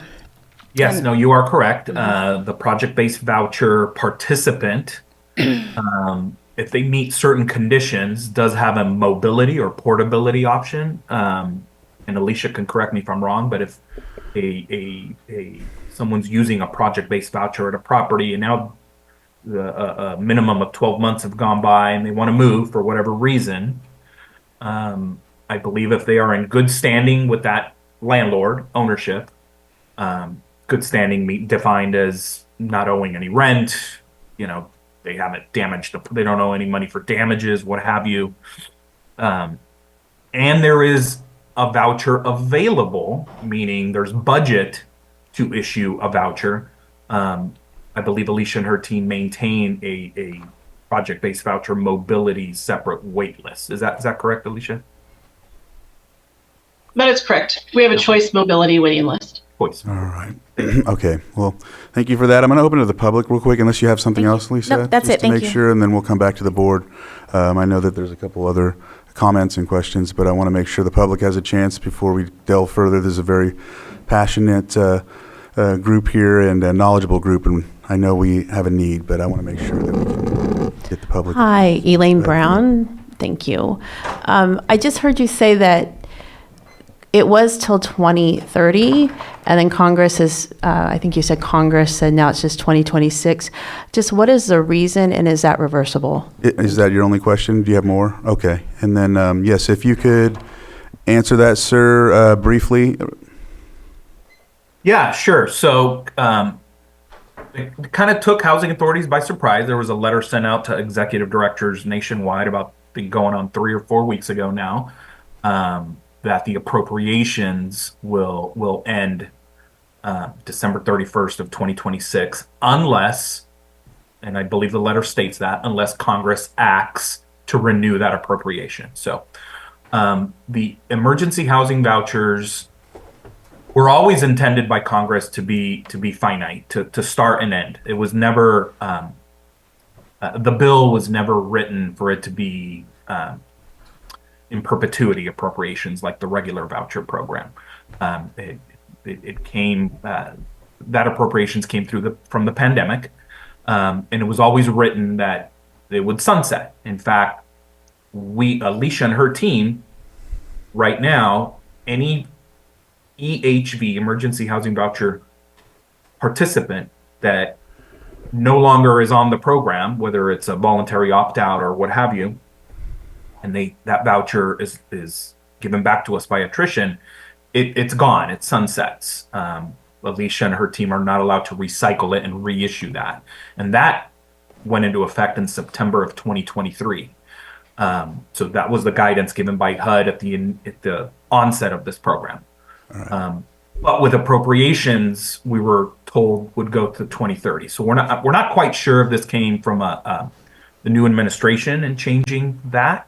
But there is the hope that Congress will reappropriate dollars at least until 2030 for the EHV. But right now, as we speak, we have to we can't run that program after December of 26. Thank you for that. Thank you. Margot?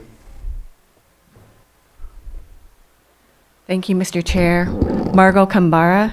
I have a couple questions. First, I believe it was a deputy director who brought up an interesting question, is that if the county joins the regional housing authority, will the Lake County vouchers for the project-based vouchers stay in Lake County? And kudos to the Regional Housing Authority leadership for his candor and saying, well, and his ethical response, saying, well, no, those vouchers will stay in Lake County. But unless it's in writing or in the contract, leadership changes, policy changes. So if Lake County does enter into this arrangement, I would strongly urge that we have language to say that those vouchers that we bring into the Regional Housing Authority stay in Lake County. Thank you. Thank you. Did you want to answer that or anything? Or I think that was more of a statement than anything. So Yeah, I mean, we'll be going into a process where we negotiate all of that. Yeah. Thank you. Thank you. I will say, though, Well, I sir, don't believe in you can Sir, check like, with HUD, I Rachel. think we got the answer. But I appreciate your knowledge. But we really have to move on, and I think we have a lot of comments and whatnot. So is there anyone else from the public? Anyone on Zoom? All right. So I'll close public input, bring it back to the board. I know there was one statement. Any others? And then if there's anything else you all want to add from staff? No, thank you. Any closing comments? Supervisor Sabatier? Just looking for, definitely agree with this transition and looking forward to the next steps that we have to take. Right. We're going to bring it back fast because we want to get HUD before they move to LA if you approve this today. All right. No, I just clarifying if we need a motion or is this consensus? Do we motion for direction with this situation as a commission? Your board can approve the recommended action by motion. I'll make a motion that the board, sitting as the Board of Housing Commissioners, directs staff to begin the application process to transfer the LCHA to the Regional Housing Authority, RHA, of Sutter, Yuba, Colusa, and Nevada County's effective January 1, 2026. Second. I have a motion and a second. All in favor? Aye. Aye. Any opposed? And motion carries 4-0-0. Thank you for the presentation. Gus, thank you for all the knowledge. I apologize for cutting you off here and there. No, it's no problem. About at 45 Problem. minutes. Look forward to working with you and your team. All right. Thank you, everyone else as well. Okay. Thank you. We'll move on to our next item, which is our 6.5, sitting as Lake County Board of Housing Commission, consideration of Lake County Housing Commission Housing Choice Voucher Program, administrative plan for 2025, and signing of the HUD forms HUD 50077 CR and HUD 50077 SL. Thank you, Board. I am going to hand this one to Teresa Wold to introduce and speak on. Good morning. My name is Teresa Wold. I'm the program coordinator for the housing at the Department of Social Services, the agency that oversees the Public Housing Authority for Lake County. Today, we are seeking approval from the Board of Housing Commissioners for the 2025 Administrative Plan. The Administrative Plan is the policy and procedure manual for the housing programs that we currently oversee. Each year, the admin plan is updated with revisions specified by HUD, plus any changes needed at the local level. Last year, we did a full revision of the admin plan due to the extensive programmatic and procedural updates required by the Housing Opportunity Through Modernization Act, which is known as HOPMA. Some of these changes are to be in effect July 1 of this year, and for other changes, the date is yet to be determined. Every year, we follow the same process. We properly notice and then hold a public hearing to go over any proposed changes to the admin plan. Prior to the public hearing, we have a 45-day public comment period. The proposed plans are posted and available for any member of the public to read and provide comments or recommendations. This year, the hearing was held on February 24th.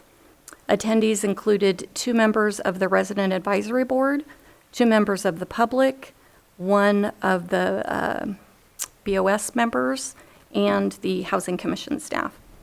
During the meeting, staff gave a presentation detailing the proposed changes for the administrative plan. Along with this presentation of our plan, the PHA is requesting that the chair of the Board of Housing Commissioners sign our annual Civil Rights Certification form. The form is a statement verifying that we will perform our duties as required by HUD. And if there are any questions from the board, I'm happy to answer those. And don't mean to create a clarification, but there was 2 board members of the Board of Supervisors that were there. I think I arrived late, so that probably might be the reason for that. Thank you.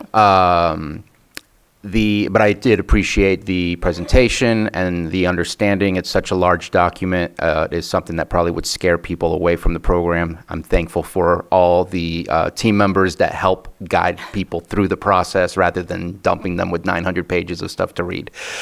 Just a brief question, and I appreciate all the conversations I've had. The fact that it says expiration date is 3/31/2024 on the documents that we are signing today, I just want to make sure that's not a problem. All right, go ahead, Lisa. Although those forms are expired, new forms have not been provided by HUD, so we're moving forward with the current forms, and they are able to be submitted as they are. Perfect, thank you.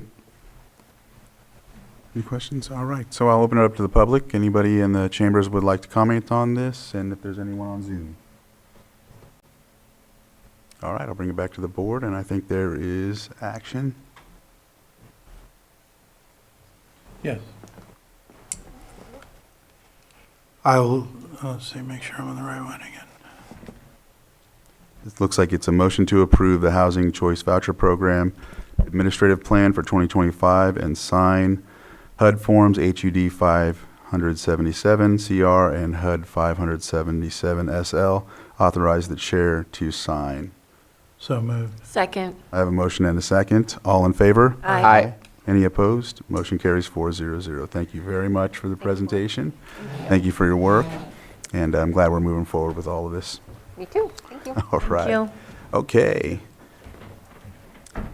So now we'll move on to our 6.6.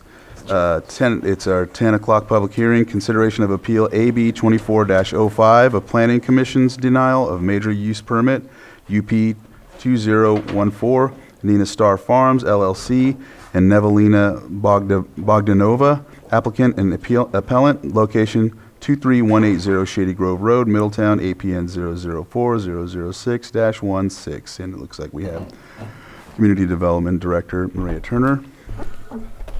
Good morning. Maria Turner, Community Development Director. I believe that Supervisor Owen, due to her absence, has requested a continuance of this item. Yes, and Lloyd, I didn't know if you want to add.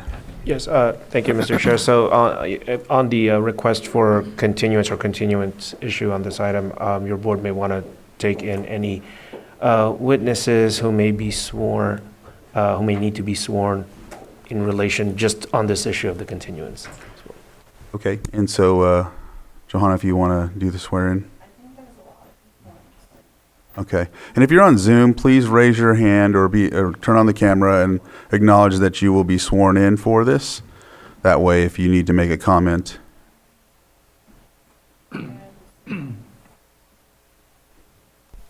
Okay, 2.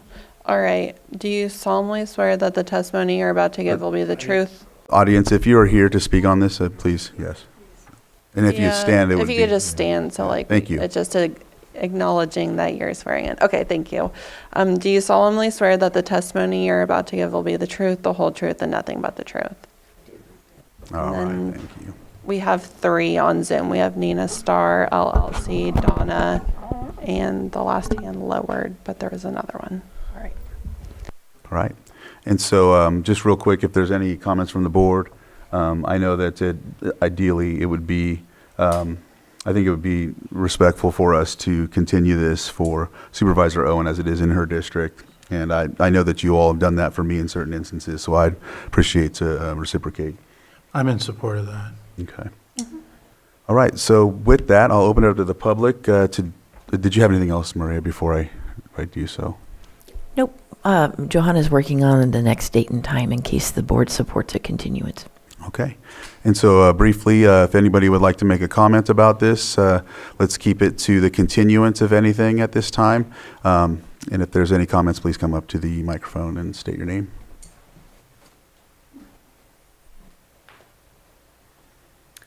Hi, good morning. My name is Jamie Brasisco, and I live in the area in question. And I just found out about this on Sunday, and I know some of our neighbors have not had a chance to be informed about what's going on. And so that's why I am requesting a continuance, supporting it. Okay? Thank you. Thank you. Is there anyone else in the chambers? All right. How about Zoom? All right. All right. If you can unmute and state your name for the record. All right, thank you. My name is Justin Ebelard. I represent Nina Star today. Not sure why I'm not appearing on the screen, but hopefully we'll have that fixed for next time. I just wanted to mention that while we did work hard to prepare for today's hearing, I do understand the importance of having Middletown's district supervisor present here, as well as the community's desires to have her here as well. And so while it's a bit disappointing to have to wait for a later date, it's completely understandable and we have no objection. Thank you. All right. Any other comment? All right. With that, I'll close public input and bring it back to the board. Are we deciding a time here right now? I know Johanna is working on that.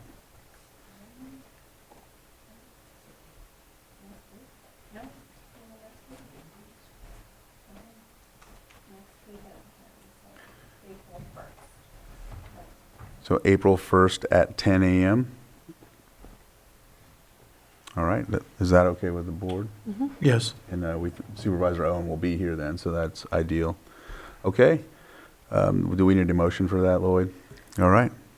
I'll move to continue the public hearing in consideration of Appeal AB 2405 of the Planning Commission's denial of major use permit UP 2014 Nina Star Farms LLC, Neveline Devana applicant and appellant, location 23180 Shady Grove Road, Middletown, APN 004-006-16 to the date and time certain, April 1st at 10 a.m. Second. I have a motion and a second. All in favor? Aye. Aye. Any opposed? Motion carries. So that will be April 1st at 10 a.m. on the agenda. Thank you very much for that. You may wish to take up 7.2 since it's not quite 11 o'clock. All right, we'll do 7.2, consideration of following advisory board appointments, Big Valley Advisory Council. And this is for one position? Two? All right. Or an alternate. Oh, okay. All right, so 2 vacancies, 1 public and 1 alternate. And so we'll go ahead and give this over to the BVAC. Yes, Mr. Chair, at this time, going to ask that the board support in appointing Sydney Giberson to the alternate position and hold off on further consideration of the other open position, that being because Supervisor Pyska and I are doing further outreach within the community to make sure we're getting the word out to all areas of the Big Valley Advisory communities within that boundary for recruitment. So that's why we want to hold off. And the Big Valley Advisory Committee currently does have 4 regular members, and the alternate can fill in and serve in that role until we finish outreach. Thank you for that explanation. Any other comments? Okay. So I'll open it up to the public for any comments or... All right, I'll bring it back to the board for action. So at this time, Mr. Chair, I'd move that we appoint Sydney Giberson to the alternate position for the Big BVAC committee. Second. I have a motion and a second. All in favor? Aye. Any opposed? Motion carries 4-0-0. Let's see. We have like 30 seconds, right?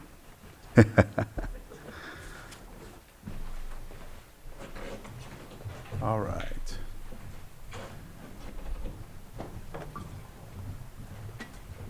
All right.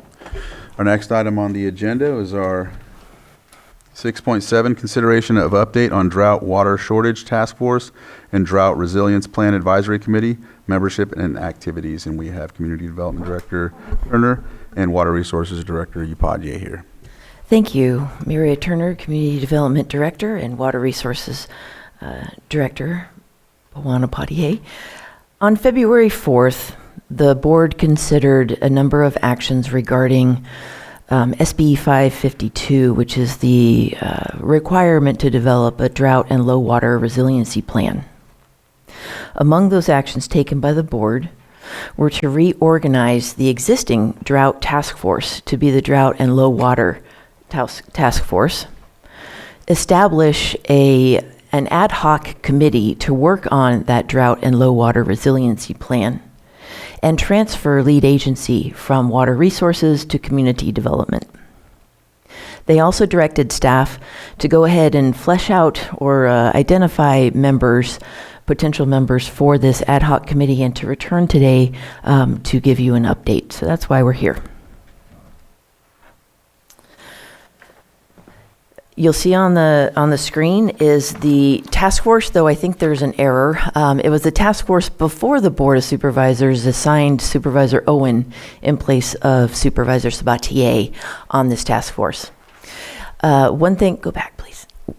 One thing to note is this task force is a standing task force. It was here before we needed to start writing the drought resiliency plan, and it'll still be in existence and operating after this drought resiliency plan is crafted. SB 552, the project of drafting this drought resiliency plan, or we call it the DRIP, it is about a year, and I'll show you that timeline in just a moment. But for that process, we do have an internal working group, or that ad hoc committee, with potential members compiled to present to you today. Next slide, please. Here is a list of the memberships. We've got Community Development, Watershed Protection District, Environmental Health, Public Works, Office of Emergency Services, our Chief Climate Resiliency Officer, all of our tribes, as well as CAL FIRE, a couple water companies, the Farm Bureau, Siegler Springs Community Redevelopment Association, and Rural Community Assistance Corporation, and the Lake County Land Trust. We derived these potential members by using the recommendations of the task force in last May's meeting, as well as ongoing discussions that we are having with the contractor. Who they might be here today, I'm not sure. Christy and Bridget are the Stantec staff that are supporting the draft of the drought resiliency plan. The drought resiliency plan is focused on state small water systems as well as domestic wells. And so after discussions with special districts, we decided that while they do have an important role on the task force, there's not really a direct need for them to serve on the advisory committee, and that's why you don't see them on this list right now.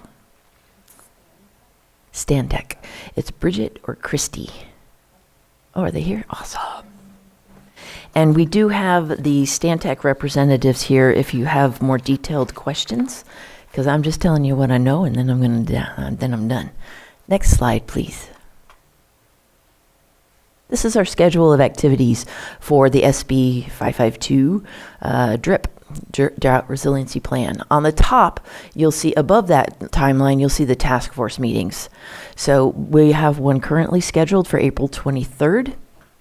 And then that kind of launches the work of the advisory committee. Our first meeting for a kickoff will be in May. They will meet 4 times at kind of like landmark points of the process of drafting. The Stantec staff will be responsible for doing most of the drafting, and they have been the ones identified by the state to offer technical assistance throughout the state for drought resiliency plans. So we're very confident in their ability to get this done. During that 4th meeting, the advisory committee is going over the draft plan, and then it returns or it goes up back to the task force for the task force review prior to presentation of the board. Again, this period is, it could be up to a year, but we're not sure that it'll take that long. We're going to go as quickly as possible. And then the last attachment was just an overview again of SB 552 in your packet, just to explain, to refresh you on what the drought resiliency plan is for. And I'll pass it over to Pawan if he has anything to add. Yeah, so just to add a little bit to what Mariah already said, so these are for the small water systems, which is not already covered by other agencies. So if it is covered by like a water system, they should have their own drought resilience plan. So these are the people who are left out or not part of any other drought resilience plan. All right. Any questions from the board? Supervisor Sabatier? Yeah, I guess I changed my mind on certain things that we've talked about in the past. There are some invited folks to the proposed advisory committee that I'm not fully understanding. I guess I need to better understand what our outcome is of what we're looking to produce.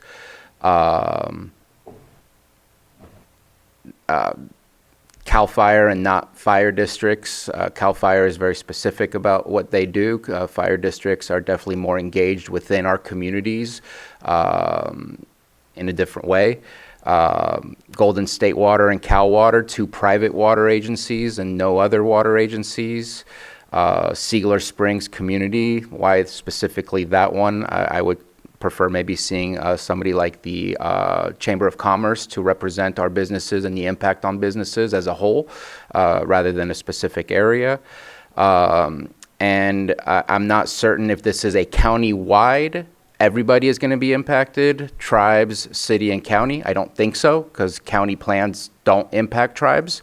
But are we looking at creating a countywide plan that will impact everybody and that everyone agrees to.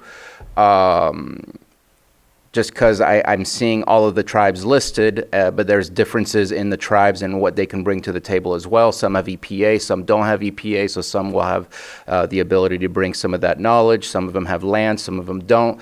I don't know what the plan is meant to do. Is it meant to say during a drought, this is the restrictions we're looking at everybody doing, so we can all sacrifice equally together? Or what? I'm kind of confused by the list, and I'll just be blunt.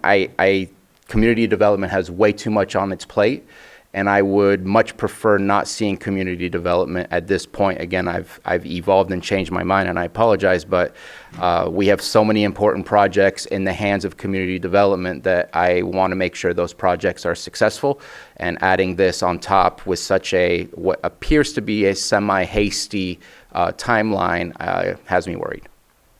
Those are my comments. I would like to defer to Christy or Bridget to just give us a brief overview of what a drought resiliency plan actually covers, if you're available there. Great.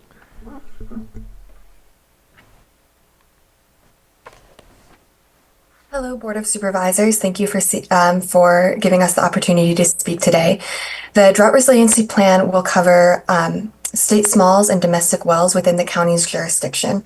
And so while it's true that tribes may or may not be beholden to the plan and what is included in the plan, we felt that they were an important part of the process, and so we wanted to include them as members of the advisory committee. And I will note that though they're invited, they do not have to participate, and that's part of the beauty of the advisory committee being ad hoc.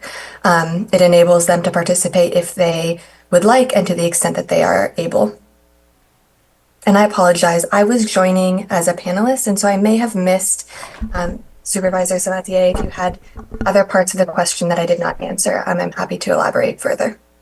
And I could just be brief. CAL FIRE, instead of our community fire districts, Golden State Water and Cal Water, which are private water where there's no other water that's represented, neither is special districts for Lake County. And then a Siegler Springs community redevelopment versus something more county-wide, such as maybe the Chamber of Commerce. And maybe I'm not understanding what that association is, but it it brought questions to mind when I saw the list. Thank you, Supervisor Sabatier. We are happy to include County Fire in addition to CAL FIRE or in lieu of CAL FIRE, and so appreciate your comments there. We also can include the Chamber of Commerce as opposed to or in addition to Siegler Springs. And then the reason we included the private Cal Water and Cal Water system is because they've been an important organization in consolidating state smalls and domestic well users throughout the county, or including them in broader regionalization efforts. And so we wanted to include them. But again, we defer to your preferences there. And I appreciate that comment. I'm actually concerned about their consolidation of other smaller entities into what is a very expensive access to water for those who eventually end up under Cal Water in Golden State. So while I appreciate their capabilities and their willingness, it's also a future concern of what will it cost to get water from those agencies in the future. So I don't know what to do with it. I just needed to bring up my concerns.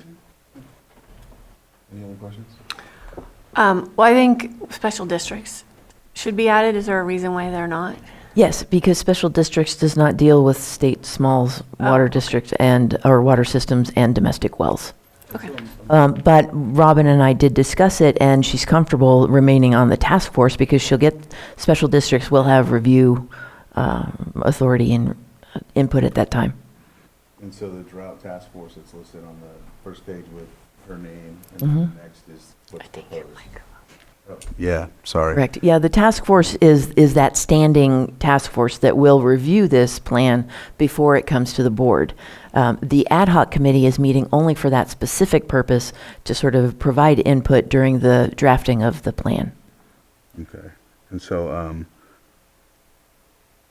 there's other water services as well, like Nice, Upper Lake, or Cloud, or is there others in I don't think so. I mean, is that what you're looking at, is having more, or? At least a variety of perspectives and needs and issues. Okay. All right. I don't know if that's possible, but I just added those because those are the ones I know that are also water providers. But so any other questions on that? I'll open it up to the public for anyone that would like to comment on this. Betsy, if you can unmute and state your name for the record. Thank you, Mr. Chair. Betsy Kahn, Upper Lake. I have 3 comments, and they sort of address a question I have. In the first place, this drives me crazy that you guys constantly refer to things as ad hoc and standing. They don't obey the Brown Act. They don't publish minutes and agendas. They're not open to the public. And in fact, there's not a representative of the public in any of the lists of suggested participants.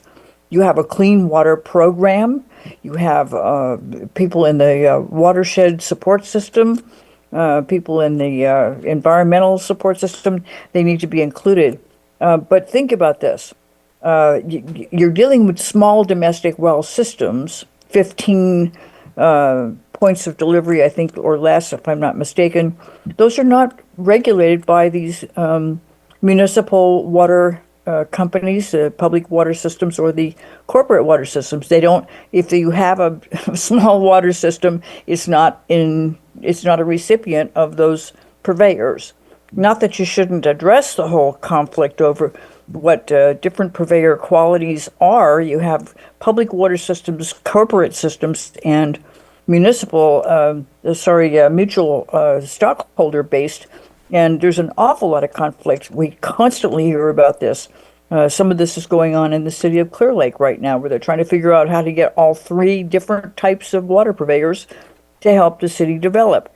The last thing I want to mention is you need to consider what your municipal code or zoning ordinance changes would be, including your Board of Supervisors policies for, who is a participant, what is a standing committee, what is an ad hoc committee, but please, this happens all the time, and the public deserves to have clarity on this. Thank you very much. Thank you. Any other on Zoom? All right, so I'll close that and bring it back to the board. I didn't know if there's no action to be taken on this. This is just an update. Is there anything else you'd like to add? No, thank you. We're good. Any other comments from the board or questions? All right. Thank you for, go ahead, Supervisor. I'll just make one last comment. It makes sense to me that this be inclusive entirely in the county, because drought issues are not jurisdictional issues. They don't stop at imaginary lines.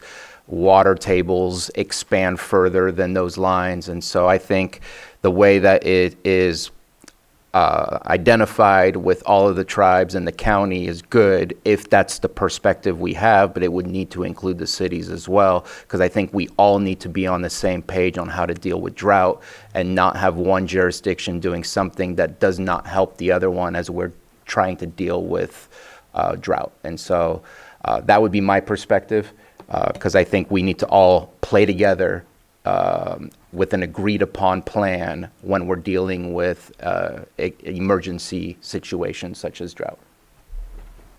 All right.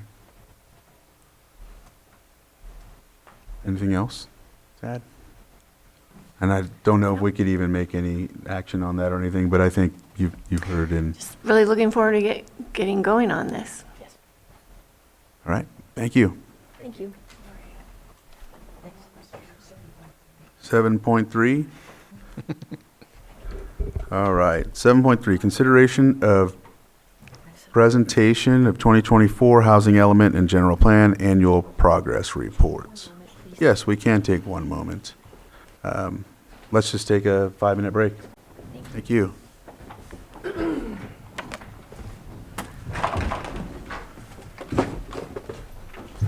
long do you want it?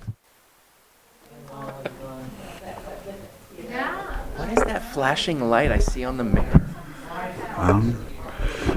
All right, we're back from our break. We're going to continue on to our 7.3, consideration of presentation of 2024 housing element and general plan annual progress reports. Director Turner? Thank you. Mireya Turner, Community Development Director. I want to clearly differentiate today's item from our ongoing Lake County 2050 General Plan update. This is, what is before you today is an update on the 2024 housing element and the 2008 General Plan. These are regular reports that we present to the state to just let them know how we're doing on what we said we were going to do for the last 20 years. And so I have our senior planner, Laura Hall, here just to point out some of the highlights on how we have been doing this last year. I'll turn it over to her. Good morning, supervisors. My name's Laura Hall, senior planner with the Community Development Department, and I'm here to report on our general plan and our housing element update and how we're doing. So this presentation includes the arena that we need to meet for our sixth cycle 2019 and 2027 housing element, as well as a 2008 general plan and 2050 general plan update. So in 2024, we received 28 entitlement applications with the following types of housing and 85 entitlement permits that were issued. And we received 81 building permits and 26 certificate of occupancies that were issued. For our arena from 2019 until 2027, this lists the number of very low housing units we would have to meet, which is 332. Low housing units, 224, moderate, 207, above moderate, 576. The second column shows that how many units we have met to date, and the third column is the remaining units that we need to meet in order to meet the state's arena allocations. And just to take a moment, for those who don't live in the housing element like we do, RHNA numbers are Regional Housing Needs Assessment numbers. So every housing element cycle, which is a period of 6 years, the state decides how many dwelling units we should be able to build or accommodate within that next 6-year period. They send that overall number to either the jurisdiction's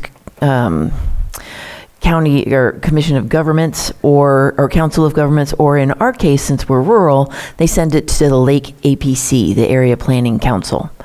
Then that group divvies that whole number into each jurisdiction. So we received the county number, and then the cities received their number as well.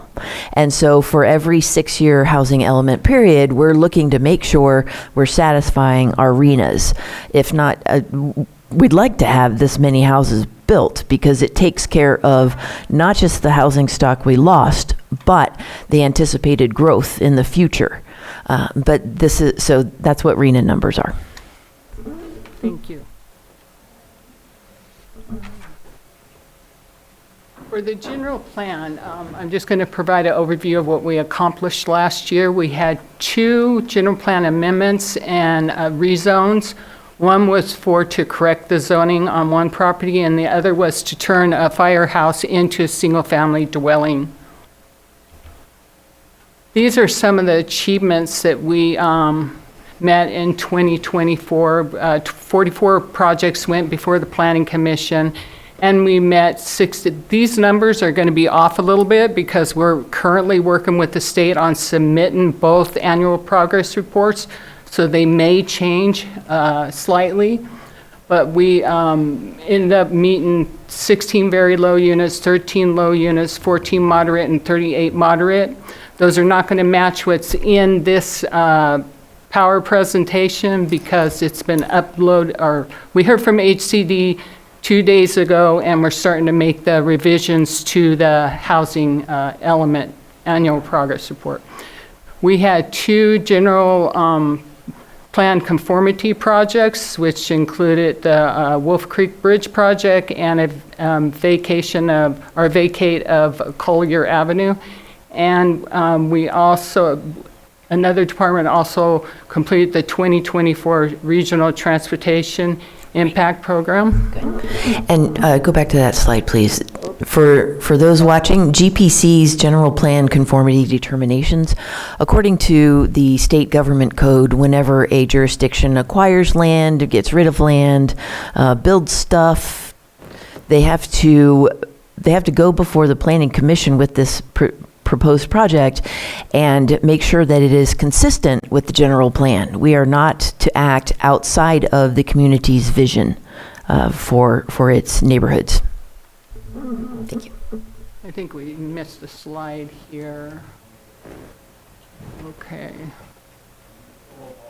These are some more accomplishments we met last year, which was 2025 multi-jurisdictional hazard mitigation plan. We completed noise studies when required for CEQA analysis. We hired a new resource planner who oversees CEQA for all of the county departments. And the county continues to work with tribal members, and tribal members are now included in the 2050 General Plan update. The Community Development Department also drafted a RFP to retain consulting services to meet AB 1359 compliance, and that's for geothermal projects. Now it comes to the county to oversee. The state no longer oversees the power plants. So we have to hire someone to hopefully oversee those services because we do not have the in-staff technical knowledge for that. And we also, the Water Resources Department also continues to oversee programs throughout the county. And we completed 1 land use evaluation and site assessment for property on prime farmland. And in 2024, our stormwater and grading inspector continued to inspect mines and report to the state. Just one moment, going back to that previous slide, although we do, why does this keep going in and out? Our resource planner is currently compiling a syllabus to bring our understanding and education on overseeing geothermal up to par, so that we are working on bringing that back up.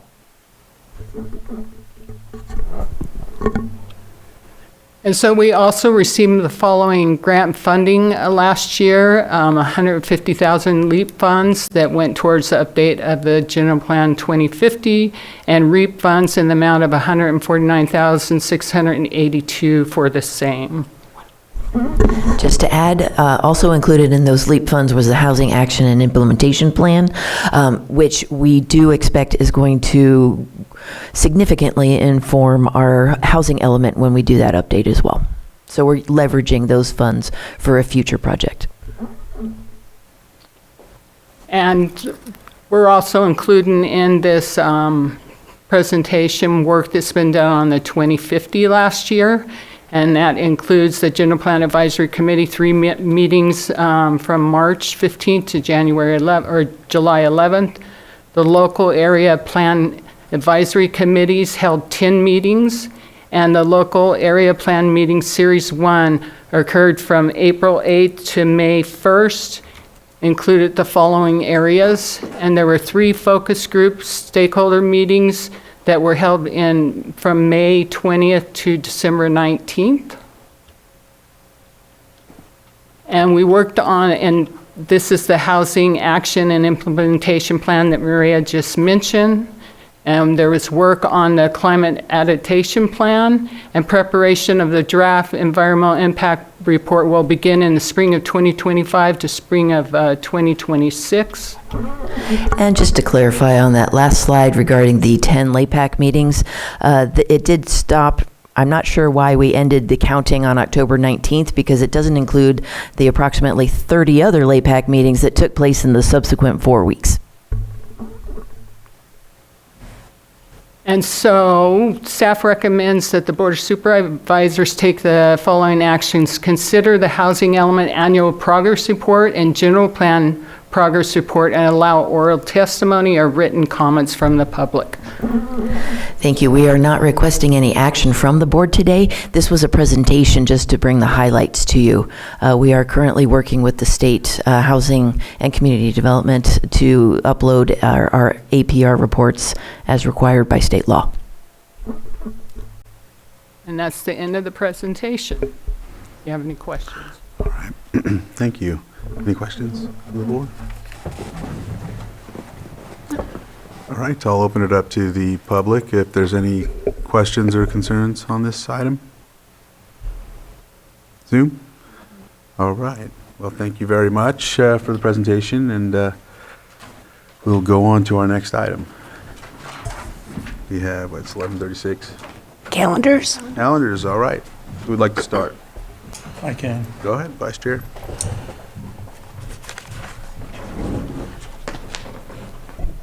Attended the first Blue Ribbon Committee of the Year meeting last week, and they are working on a survey to try to reschedule those meetings that were set on board days the rest of the year.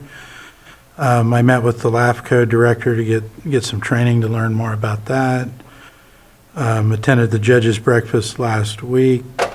Also the Emergency Medical Care Committee meeting and the Juvenile Justice Coordinating meeting, as well as the North Coast EMS meeting. I had a tour with the Assessor Recorder's Office. I attended Tango Mike to go present that proclamation. I attended a presentation from the Redwood Audubon Society on a Schindler Creek project that is going on in the future. Thank you, Supervisor Pyska, for the invite to attend the NorCal mountain bike interscholastic. That was very impressive, and I was excited to see that going on in our county.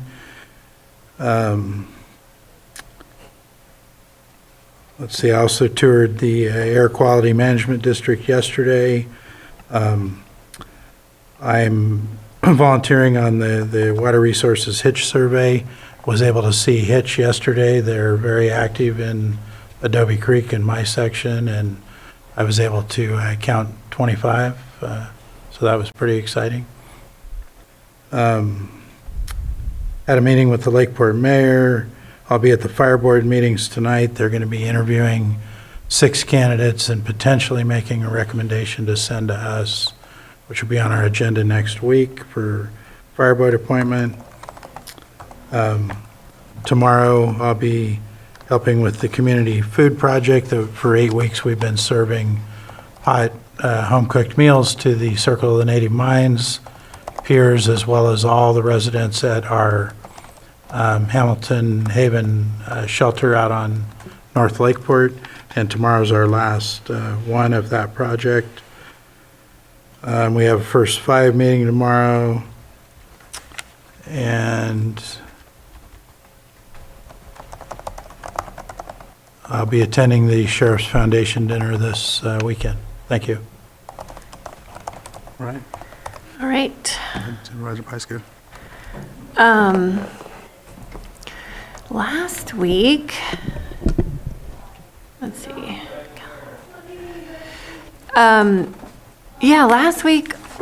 Last Thursday, we had a celebration. Well, we had our Ag Advisory Committee meeting with the first one since last year, which was a really good catch up on everything.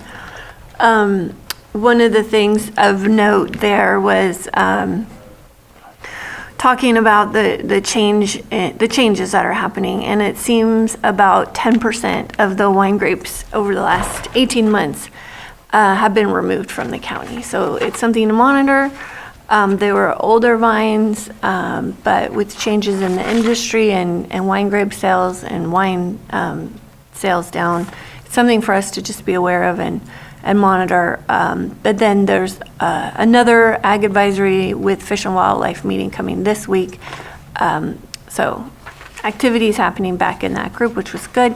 But then the home hardening tour that we had, hosting Napa County organizations, Sonoma County organizations, Cal OES, Cal Fire, and our local groups, because we were celebrating getting to the 20th house. So very exciting. We're right on target. And I just also want to say that we are still the only pilot project in the state that's begun work. The rest of them are just still waiting to get everything in order before they can start. So it's very exciting. And Supervisor Owen was able to meet me there and get a tour of the project. And then over the weekend, well over 1,000 riders from most of California, San Luis Obispo up, came to Six Sigma for 2 days of racing. So thank you, Vice Chair Rasmussen, for coming. It's incredible to see that many people coming to Lake County. And I just want to say that all the kids and coaches, this is their favorite course. So we do see those families coming back throughout the year, which is what we want to see and what we want to continue to see. And then yesterday, there was a big tour that was organized at the special district site in Middletown with the carbonizer, hosted by Clerk and Earth Foundries with CAL FIRE and PG&E, and we had some county representation there to get a demonstration of the project. It's incredible. There's, thousands and thousands and thousands of trees that are all piled up on that property. Those are the trees that PG&E cut and left in people's yards. And with the advocacy that Chair Crandall and I did with RCRC and CSAC, really holding PG&E accountable to pick up the trees that they were leaving. They were cutting them so that they wouldn't be a danger to PG&E's infrastructure, but they were putting them on the ground right next to people's homes, along roads, and in communities. So we were just moving the risk from their infrastructure to the community. And it was, I think, 2 years of us going to Sacramento and pushing as hard as we could. And the response to that was this pilot program where PG&E is investing in Clerk. Clerk hired contractors to go and get all the trees, bring them to the location, and they're being so they're being burned in the carbonizer, which it's very little smoke, creates biochar, and so it's really incredible to see all that biomass being taken off the landscape and removed in a safe way. Locally, it doesn't have to be trucked out of county, which is what was happening before when PG&E would take all those trees and drive them for a couple hours out of the county. So really excited about that. And it is the only pilot in the state where PG&E is removing the trees. So our colleagues in El Dorado County and the other counties that worked with us, hopefully they'll see these pilots soon, but this is where it's rolling out for the first time. So thank you to all of our county staff who worked on the permitting for that. It's a really big deal. And we're making a dent in all those trees. This week is a busy week. I've got a call with Superintendent Falkenberg tomorrow morning. We have our OPR pilot project meeting, but I think that's been postponed. NCO board meeting, and I am going to head to Marin for tomorrow night and for Thursday for the wildfire task force meeting. Tomorrow night is a reception with a speaker, one of my favorite climate scientists, Daniel Swain, will be speaking, and then Thursday is a wildfire task force meeting. So I've pre-arranged several meetings with my colleagues that are on the task force, as well as with CAL FIRE leadership. the Fish and Wildlife Advisory meeting is in the chambers at 6 o'clock. I'm not going to be able to make it in person. That's Fish and Wildlife and Ag Advisory together. So I'll have to check that out via Zoom. I just won't be able to make it in time. And then, what else? For Monday, I've got meeting with CAO Parker and then back on the 1st. All right. Supervisor Sabatier? Yeah, just go ahead and move forward with what's going on this upcoming week. I need to go figure out some paperwork issues dealing with PEG this afternoon. I think we'll have the time for that. I don't mean to jinx us. Tomorrow, I'm meeting with the grand jury. Before that, I have a COC Housing Navigator meeting, and if I'm able to be released by the grand jury in time, I might make it to a Canocti Water board meeting, as I was invited. It's not Canocti Water that would be taking the lead, but many of the folks that are either on the board or staff or in the surrounding vicinity of Canocti Water and the avenues are looking to create a fire-wise community. And so wanted to talk to the board about that and provide some support in how we can make that happen. Later on, Lake County Fire Protection District meeting and a KUSD board meeting as well, starting Thursday with Judges Breakfast. And fairly wide open until I have a Potter Valley project meeting that just was set up. And on Friday, I'm meeting with some constituents who have some grave concerns and wanted to speak with me. No set time at this moment, but that'll happen on Friday. And then on Monday, Middle Creek and CAO, and preparing for Tuesday. All right. I'll start out with last week. Prior to going to a meeting in Cloverdale that we had for the Potter Valley project, I stopped at the UCC extension and met with some of the staff there. What was really cool is my grandfather lived next to the property where all the sheep were herded there before, and I never knew it was the UCC extension. And so when we took the tour, they took me right up to the side of where my grandfather's property was, and I took a picture. And the whole time I lived there, or ever stayed there with my grandfather, even as a kid, I never jumped the fence or went on that side. And they told me, you could have just came over, it's no big deal. But either way, it was really nostalgic, and it was a really good tour. Following that, Supervisor Sabatier and I went down to the Cloverdale meeting about the situation with the Potter Valley project and Scott Dam, and a lot of folks were interested in what we had to say. Supervisor Sabatier did a great job. Supervisor Gore was there, and the municipality had some folks there. Mayor, his name was Todd. I don't remember his last name. Todd Lands, Mayor Lands was there. And Madeline Klein from Mendocino County was there as well. Fire chiefs, they did a really great job, and it was just a really robust and somewhat controversial, but at the same time for us, it felt good to be in a room where people were really happy with our advocacy and our stance on it, and feeling like they had some sort of hope, in regarding to, even on the document they gave out saying it's not a done deal, and just, I don't know, it just felt really good. Usually when we go to these meetings with the folks about the Potter Valley project, we are the ones that are like sitting there and trying to talk and talked over and all that other good stuff. So went really well. We'll see where it goes from here. There's probably going to be some more in the future, and I know we're discussing some things this week on it. That went well. We had our special meeting Friday, as you all know, and I feel like it went pretty good. We covered a lot. It's a really good chance for all of us to get on the same page and then even fine tune some of the things that were set before us in Vision 2028. So we've got a lot done that day to discuss, and it was a really good experience. Saturday was awesome.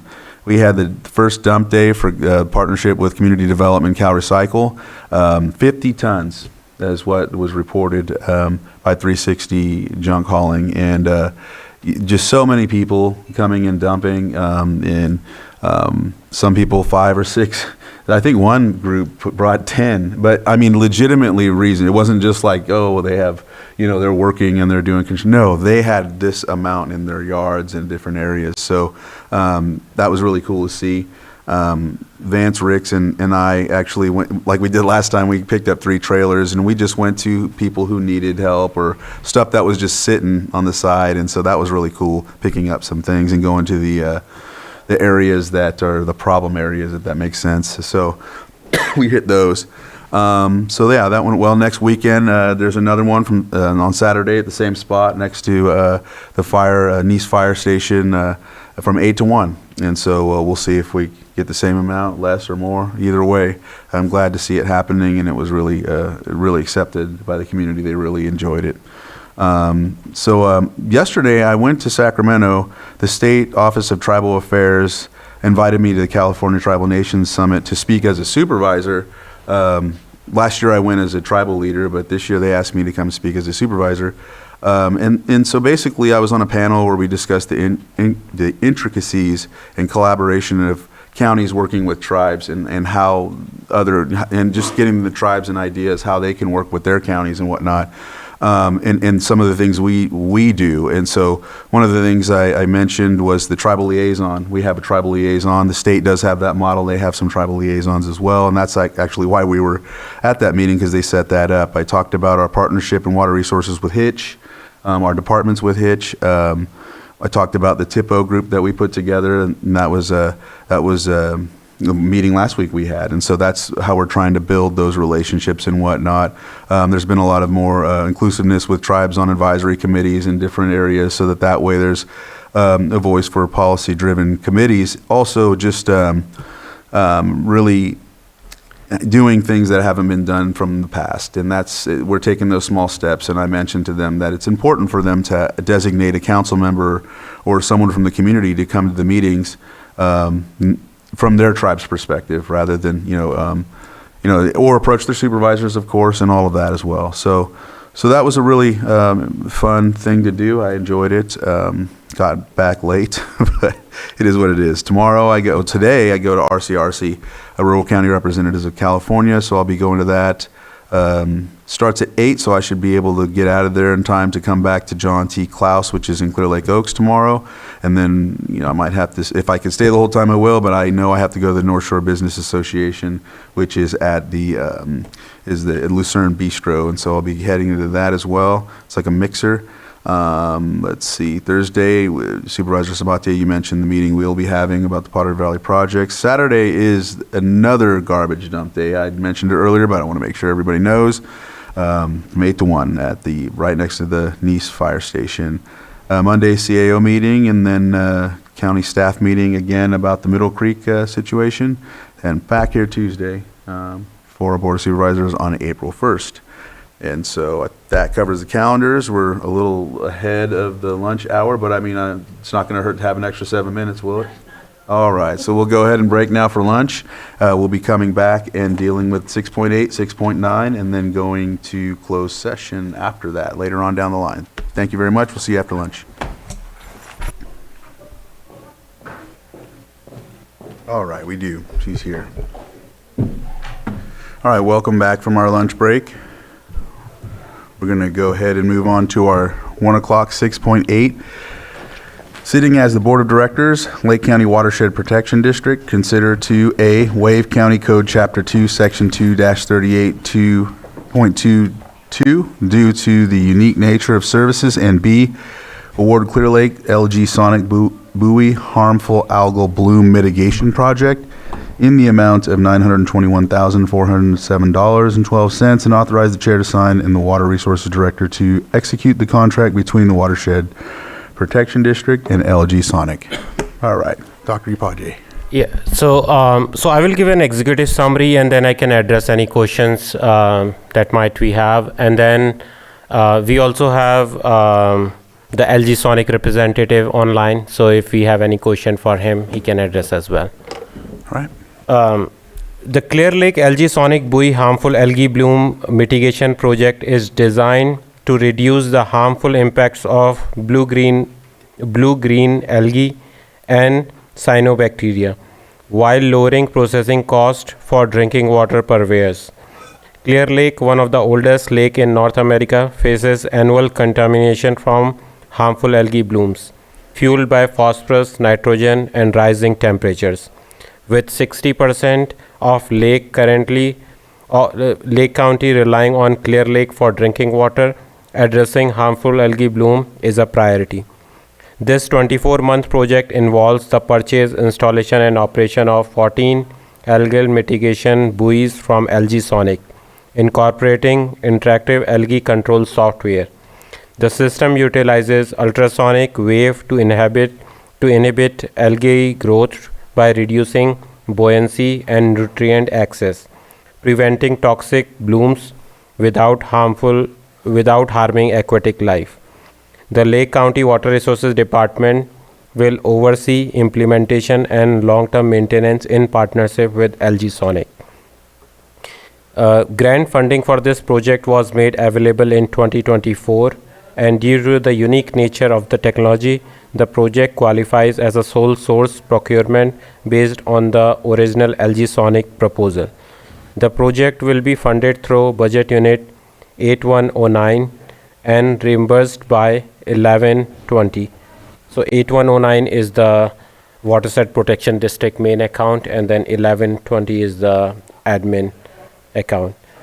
The anticipated construction cost was about $1 million, with LG Sonic deploying 10 MPC buoy light units and 4 MPC buoy pro units, along with staff training and a contracted cost of $921,407.20, with $60,000 to cover the staff time, for a total amount of $981,407.12.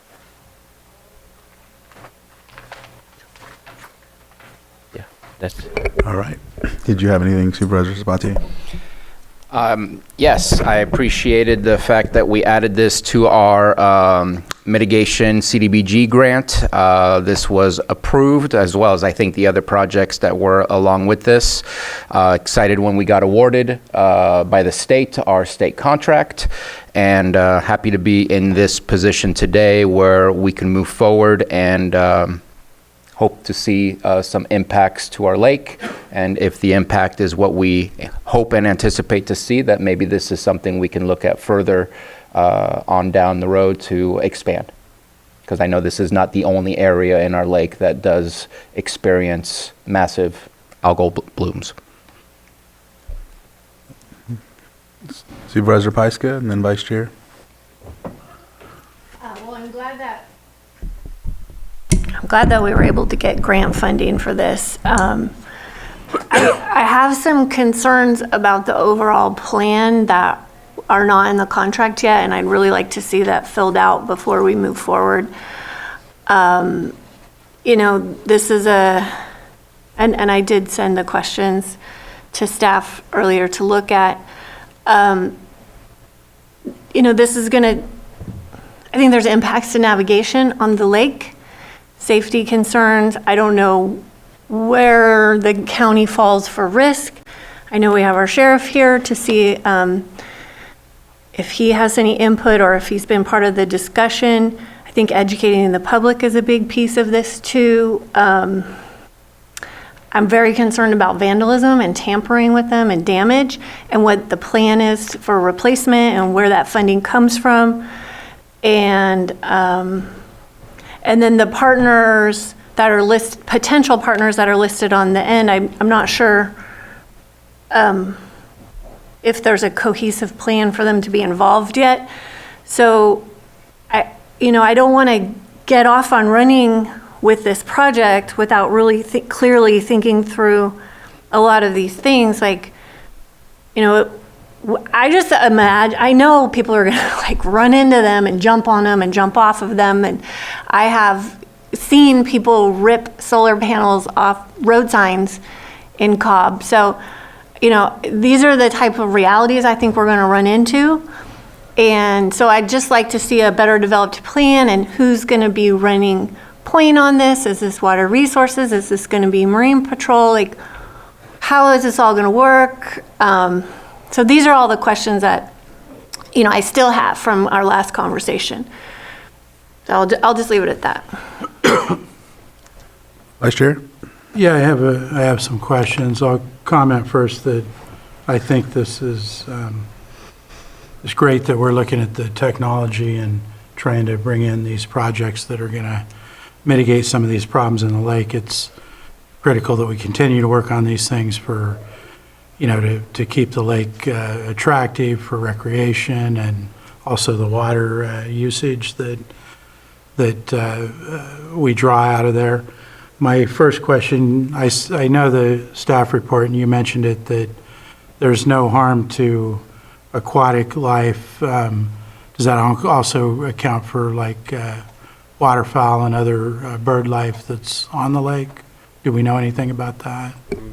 Yeah, I will refer it to LG Sonic representative, because I think the information we have received was like there is no adverse impact, and I think that's what they presented in their last update or presentation to the board.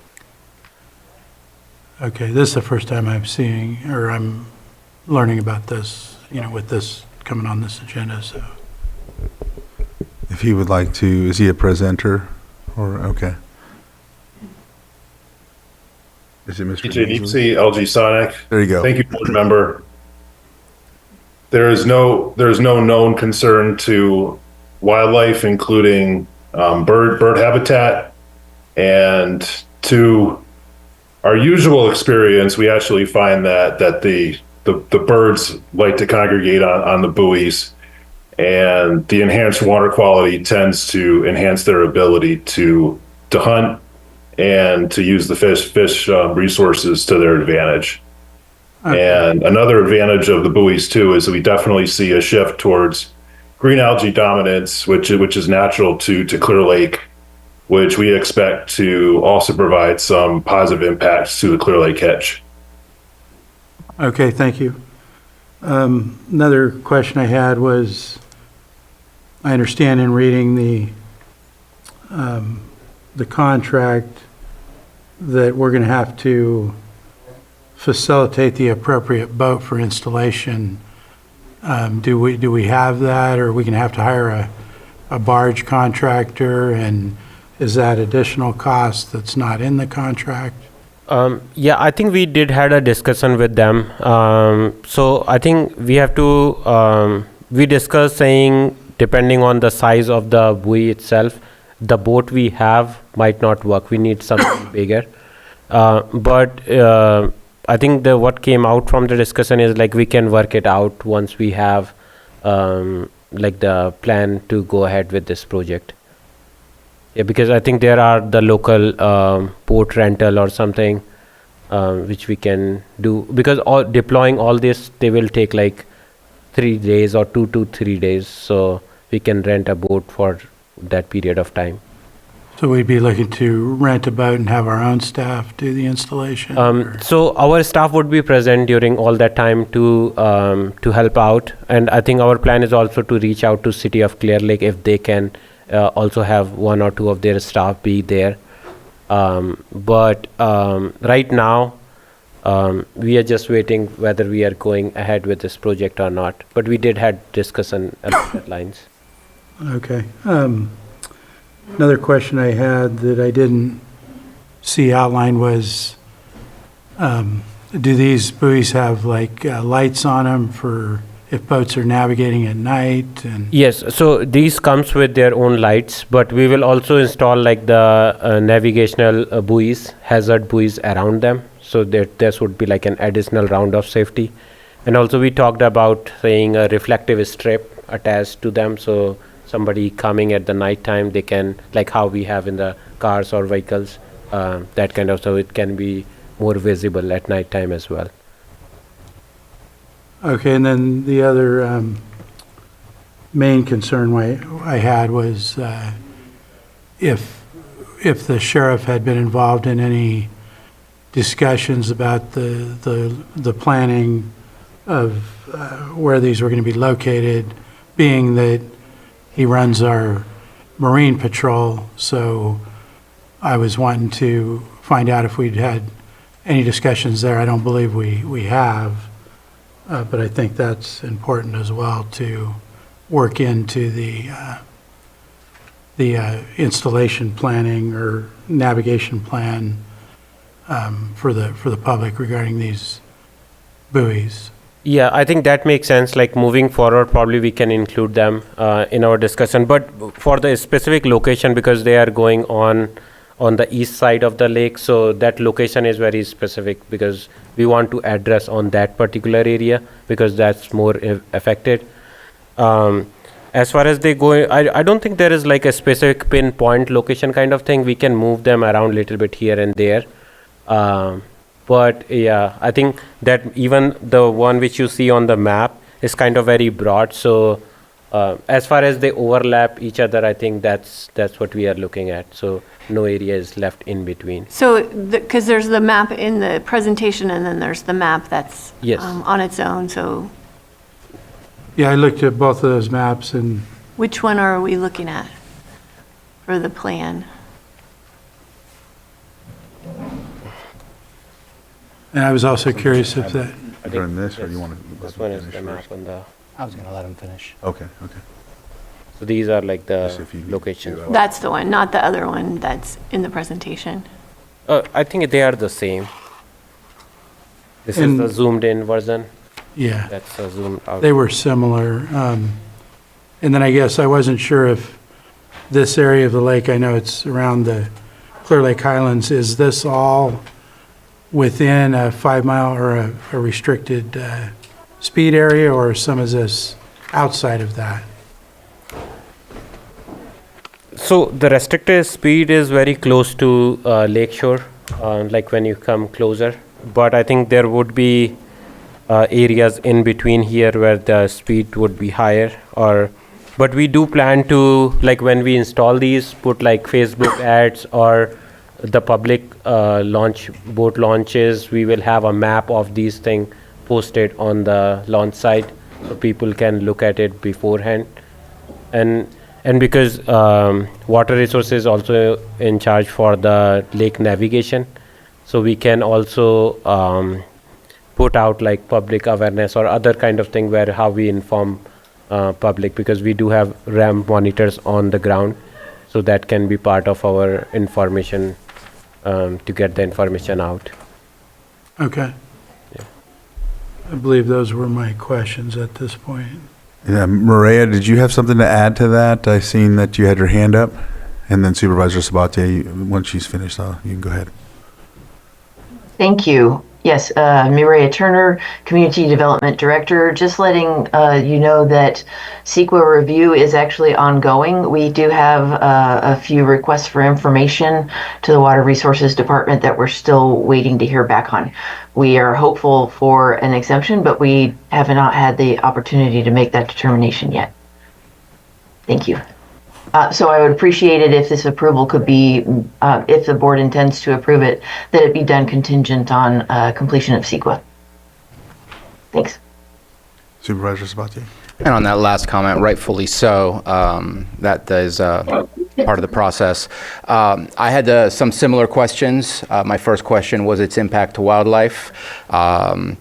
I could only base it on the information that we've received, but I know that's a sensitive subject for us overall in a freshwater lake, and we want to make sure that there's not going to be any kind of adverse impacts to whether it's the hitch or any of the other wildlife that it interacts with. We definitely talked about safety a whole lot when it came to boater safety. That we wanted to make sure there was lights. There's already lights.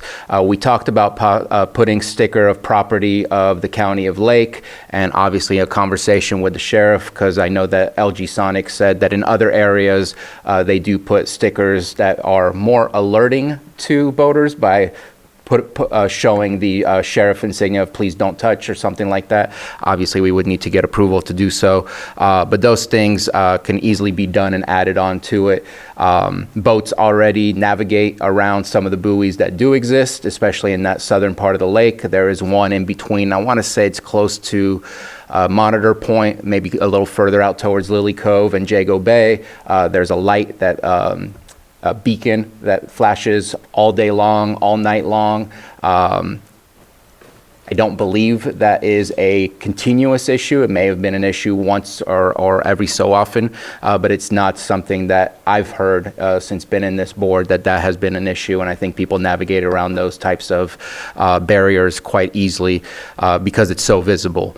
As far as people vandalizing, I don't know that we have the ability to ever control crazy attitudes and behaviors, and that from my understanding of LG Sonic and their experience in other recreational lakes where these things exist, there has been very little to no vandalism, again, with the stickers and the appropriate signage and everything else. Is it possible? Yes, we do have, we got a list of all the items on the buoy that are have warranties on it. So I can't specifically speak to that. Maybe LG Sonic might be able to speak better to that. And as far as the maintenance of it, during the way it will be deployed, at least in the conversations we've had thus far, it would be at Thompson Harbor. It would be built right there and then at Thompson Harbor, and so there would be the ability for the training of how these devices are put together. And as we watch and take part in putting it together in the first place, the buoys will be attached to a boat, which will then be dragged out because it's a floating device to its location, set up with an anchor, and then decided that this is the location. As Director Upadhyay had mentioned, it's easy to move these things around.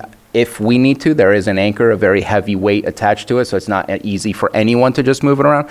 But if we find that it's not giving us the leverage that we're looking for to do the impact, have the impact on the algae like we're hoping, that we can move it around slightly just to make sure that we have it in the right spots. And that might be the first couple of steps of finding exactly where things need to be situated in order to have the best impact.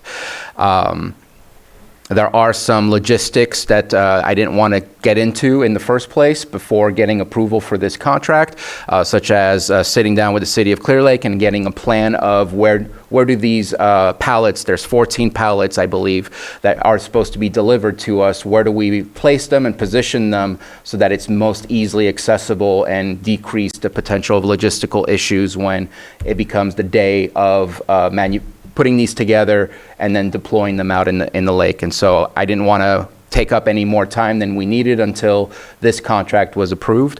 And again, I have no issues with approving this contract with the condition of we need to meet CEQA. And I hope that helps. That was the only thing I was concerned about. I sponsored this with you, so we didn't want to dually run LG Sonic with hypolimnetic. So, yeah. And I hope both can create the outcomes that we're looking for. Right. So I don't know the timelines on the CEQA, but I'm going to assume that we don't have a concern with the timeline right now with when the grant has to start being used, or. And if I may, I apologize, but I believe you said 2 years, but it's a 3-year contract, mainly to check in and make sure that it's working the way that it should, and also the contract fulfills the cost of the data collection that we have. As you see within the contract, there is a situation where if we feel we're not getting the adequate outcomes, that we can return some of the buoys, but still keeping the 4 that collect data, because there's a belief in the department, there's a belief in my personal opinion, that collecting data is vital to better understanding our lake and better managing our lake, because we don't want buoys that are out there if they're not going to be doing the having the impact on algae that we're hoping it has. And I'm glad that we were able to find state funding rather than our own funding to be able to take this risk of paying for this contract. Yeah, so I mean, I'm just really concerned because they're so expensive. And we did get grant funding because I really didn't want this to be general fund covered. And so if there's damage, is that going to be covered by warranty, or do we have to replace these? I mean, this is potentially a very expensive project to have to repair or replace if things happen to it. And so I'm not really comfortable yet of where that funding's coming from or if that's going to be covered by a warranty. It's likely not if it's vandalized. And I believe that we have LG Sonic here who might be able to better respond, unless Dr. Upadhyay, you. Yeah, so I do have like a warranty list kind of thing, like where which item is covered up to like how many years. But I think for vandalism, damage, or any other type of destruction which is done intensely, probably it won't be covered in the warranty, I believe. And I will have probably them LG Sonic speak for itself. But I think because it's not like it's covering only a small section of the lake, and I think it would be a good experiment to see whether these things work in Clear Lake or not. Even if like out of 14, a couple of them get destroyed or not work as intentional, we will still have a good data on like at least 2-3 years working with them, saying whether they work or not. And then that's where probably we can decide whether we want to go ahead with some project like this in future. Because that complements like the other projects going on in the Clear Lake, and we will know for sure that whether we want to go this route or not. But yeah, it would be expensive to fix those, but that's with anything. Like, I mean, that should not stop us from going forward for the project. Supervisor? Yeah, and I'll wrap it up, but I agree with the CEQA contingent on that, and I'd feel more comfortable if we were, assured that we're going to consult with the Marine Patrol and get them involved in any navigational plans to include assisting with the public education campaign regarding this project, so the public knows that, is as where as we can make them about what's out there in the lake. Supervisor Sabati? And just as a response, happy to have those conversations and make sure that we prepare the public and prepare all other departments that may engage with the buoys in some way, shape, or form. All right, I'm going to go ahead and open it up to the public. Is there anyone in the chambers that would like to make a comment about this item and this?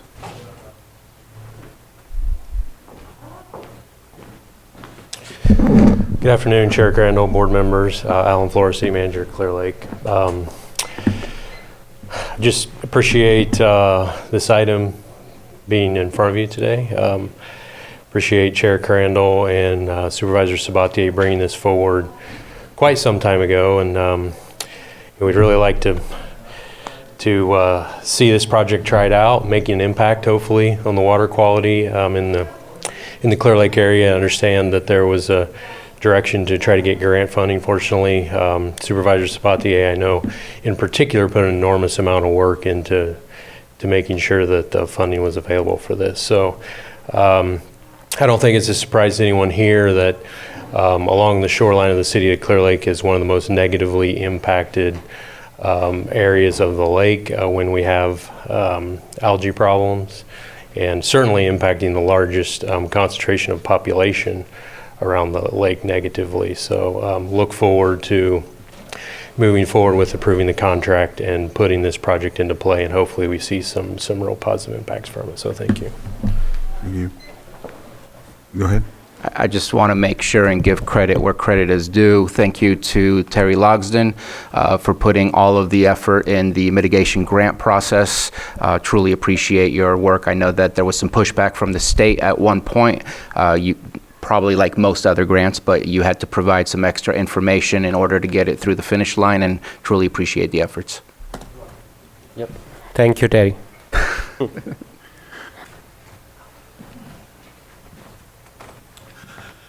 Russ Kramer, Mayor, City of Clear Lake. Again, thank you, supervisors, for this opportunity to talk. Reiterate what City Manager Flora said. The City of Clear Lake and that edge of the lower end of the lake gets hit especially hard with this, with the blue algae and the buildup that it causes along our shoreline just because of the currents coming our way. Just to give you some perspective from the oldest guy in the room, when I grew up in the 50s and 60s, never had the kind of buildup of stuff that we get now. I liken it, I think, to a number of things, possibly climate change, the heated, warmer summers, whatever. But we also had a lot more boat traffic back then and I think that stirring the lake up might have had some impact on our lower end.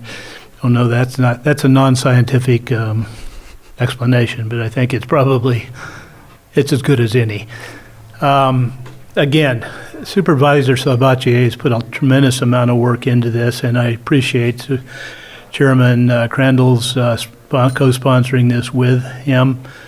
I understand your concern, Supervisor Pyska, although please keep in mind that this is the whole reason behind this is to be a pilot program to test different things to see what works the best, and maybe the other one that you're also testing will work as well. We won't know that until we try it, and we're lucky enough to be able to try it with grant funds. Supervisor Vice Chair Rasmussen, again, I appreciate all of your comments. I think it's wise to be concerned to ask these questions. I do agree that the CEQA process should be part of this. Hopefully it won't hold it up. I'm getting excited now that it's within, 2 or 3 months of being able to be put in the lake. So again, I would appreciate your voting to move forward on this today. Thank you. Thank you. Yep, you're up.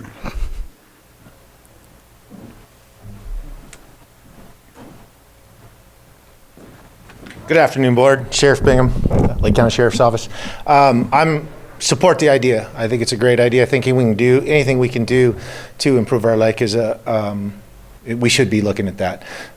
Tourism, fishing, everything it brings to Lake County, I think it's a great idea. From my perspective, though, public safety being my responsibility and paramount on the lake, moving forward, I do have some concerns with these buoys being on the lake, especially in a narrow navigable waterway like that.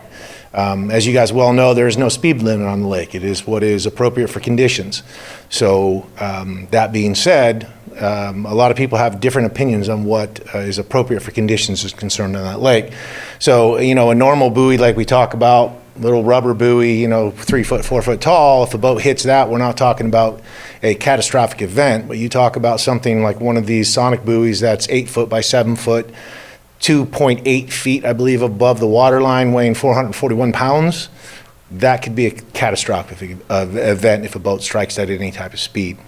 So, again, I'm in support of the idea. I'm in support of anything we can do to improve the quality of the water. I just ask that moving forward, that we have an opportunity through my Marine Patrol and through the Sheriff's Office. I am by no means a water expert or navigation water expert, but I would like to have that studied so that if there's any mitigatable factors we can do for public safety, we can implement those, including possibly looking at, in that narrow channel in that area, reducing speed limits in that area.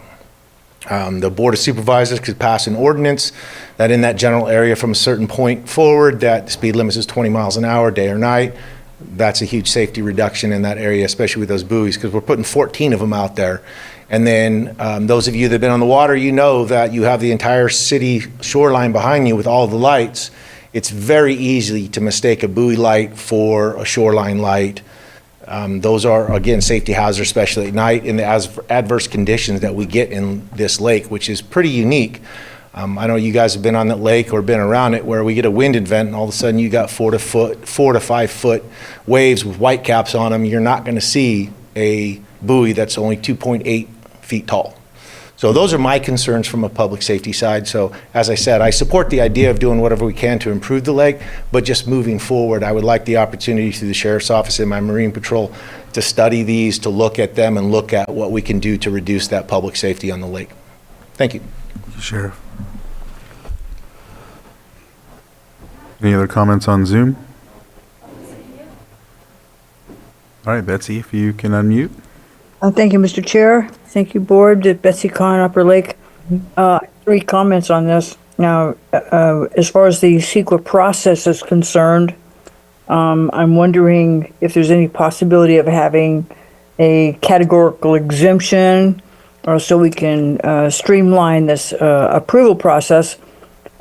We've been through this for 3 years now, and we know that we need to get those in place before the high heat hits the lake and starts producing excess algae.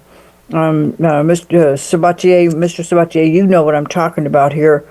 We've tried to get this through, to at the last minute to ask the sheriff to consider the safety requirements. Okay, fine. But I would urge you to be really as collaborative as possible. This is the best option we have to experiment with this. The other comment I would make in regard to the location is, yes, that's where all the water settles in the summertime. There's little circulation. You get that buildup of particulate matter and water quality problems for the systems that draw the water out of the lake. But the city of Clear Lake has a responsibility for implementing its own drainage master plan, which has been on the books since 1988, I think. The city was incorporated in 1980. They still have 49 miles of heavily trafficked, unpaved roads that drain into the lake, and they have a share of the contribution to that nutrient load. So thank you very much. I urge you to do this. We want to get this done and get it going before it gets too warm. Thank you. Thank you. Any other comments on Zoom? All right, I'll close public input and bring it back to the board. Any other comments, or the Vice Chair? Yeah, as far as once we sign the contract, what's the timeline to get these things here shipped down to Clear Lake? I think it was about a month, like within a month, like once we give them a go. But I think that's what I remember from our discussion, but let the LG Sonic representative talk a little more on that. A little bit more. That's correct. We can also accelerate the timeline if we have the opportunity to do so. Okay. And again, I just want to comment on, for me, I'm ready, I'm okay supporting it, but I really want the Sheriff's Marine Patrol to review this before these are put in place. I think that's a critical piece of the public safety. I don't want to speak for the sheriff's workload, but if it takes a month to get here, we're not in the busy summer season yet. I don't know if the sheriff can answer, is this something that your Marine staff could start looking at like tomorrow, or start communicating with Water Resources? Okay, and I'll go ahead, Chair. Simple answer, yes. If the board approves this and moves forward with it, I will speak to my Marine Patrol, have them coordinate with Water Resources, and we'll begin looking at it. And I would anticipate that we would have to reach out to other experts to talk about different things for you know what I'm trying to say? Yes, waterways and safety, and look at some best practices and what we can do. But within a month, we could probably have a recommendation to Water Resources and to the board as to what actions we would take to make it as safe as possible. Yeah, and I think internally, like we did had a brief discussion on saying how we gonna like implement whether a hazard buoys or something around it. So I think Sheriff's Office input on that would be really helpful to design that thing or to come up with something which is more visible, especially in high wave kind of situation. Okay. Maria, you had your hand up?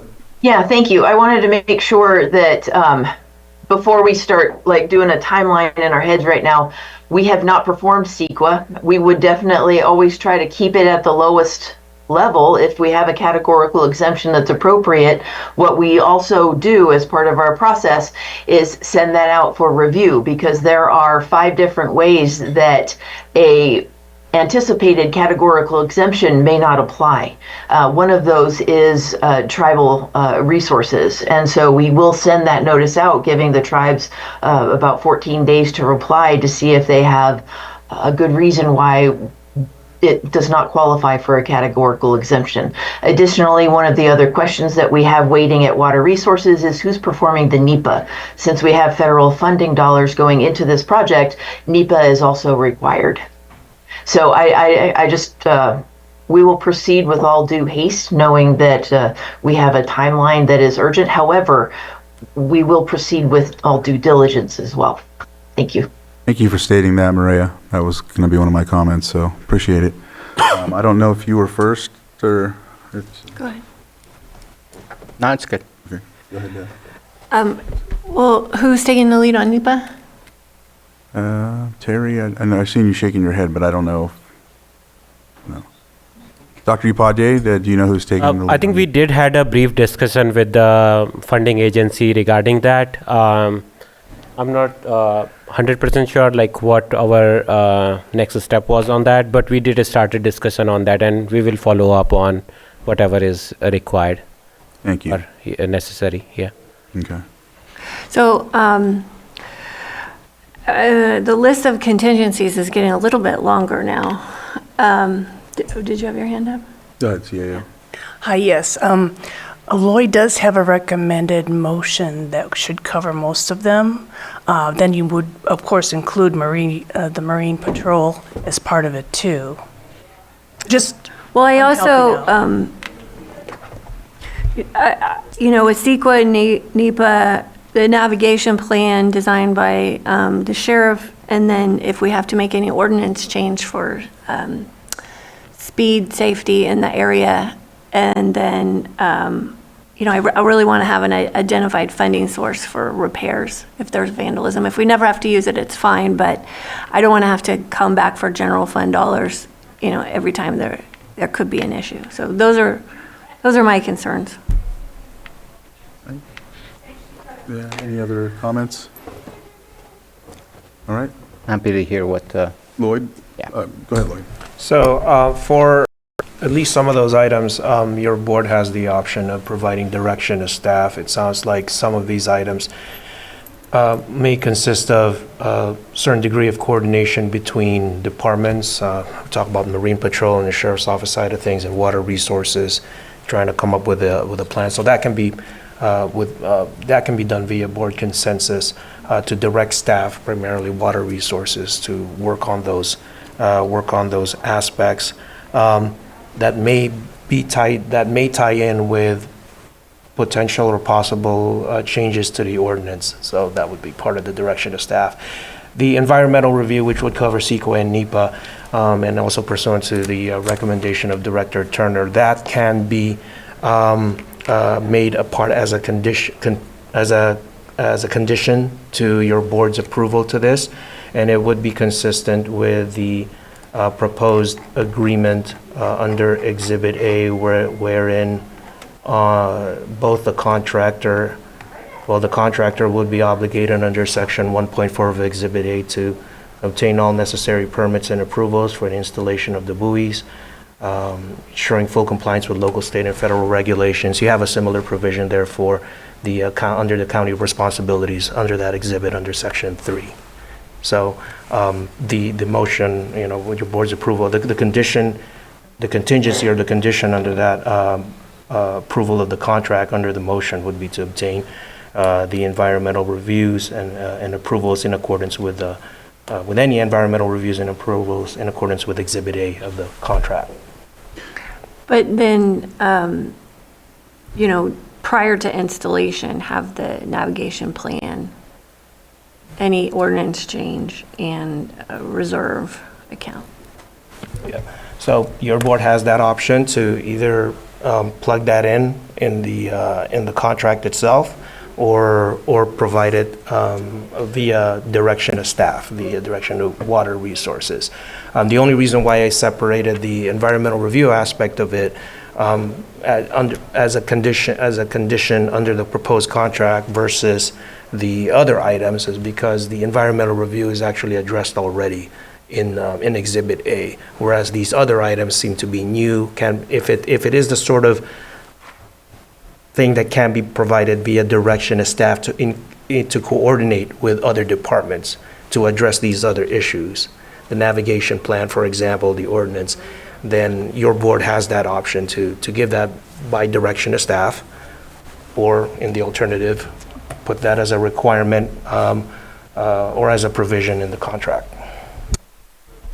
Supervisor Upadhyay. And just to get a better idea of navigation plan, I think navigation plan we talked about includes signage at the docks, conversations with the ramp monitors, and I would say conversations and input from the sheriff, not the sheriff creating a navigation plan, because I don't want to task our sheriff with doing something that maybe he reviews it and finds nothing.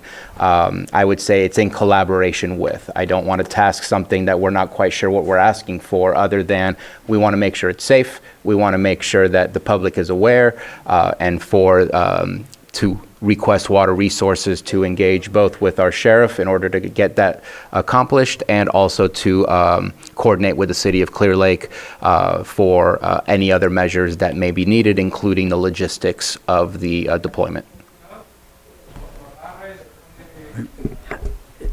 I just What's want to that? ask the sheriff, is that adequate? Well, he's shaking his head, but. He's nodding his He's nodding his head, yeah. Okay. Okay.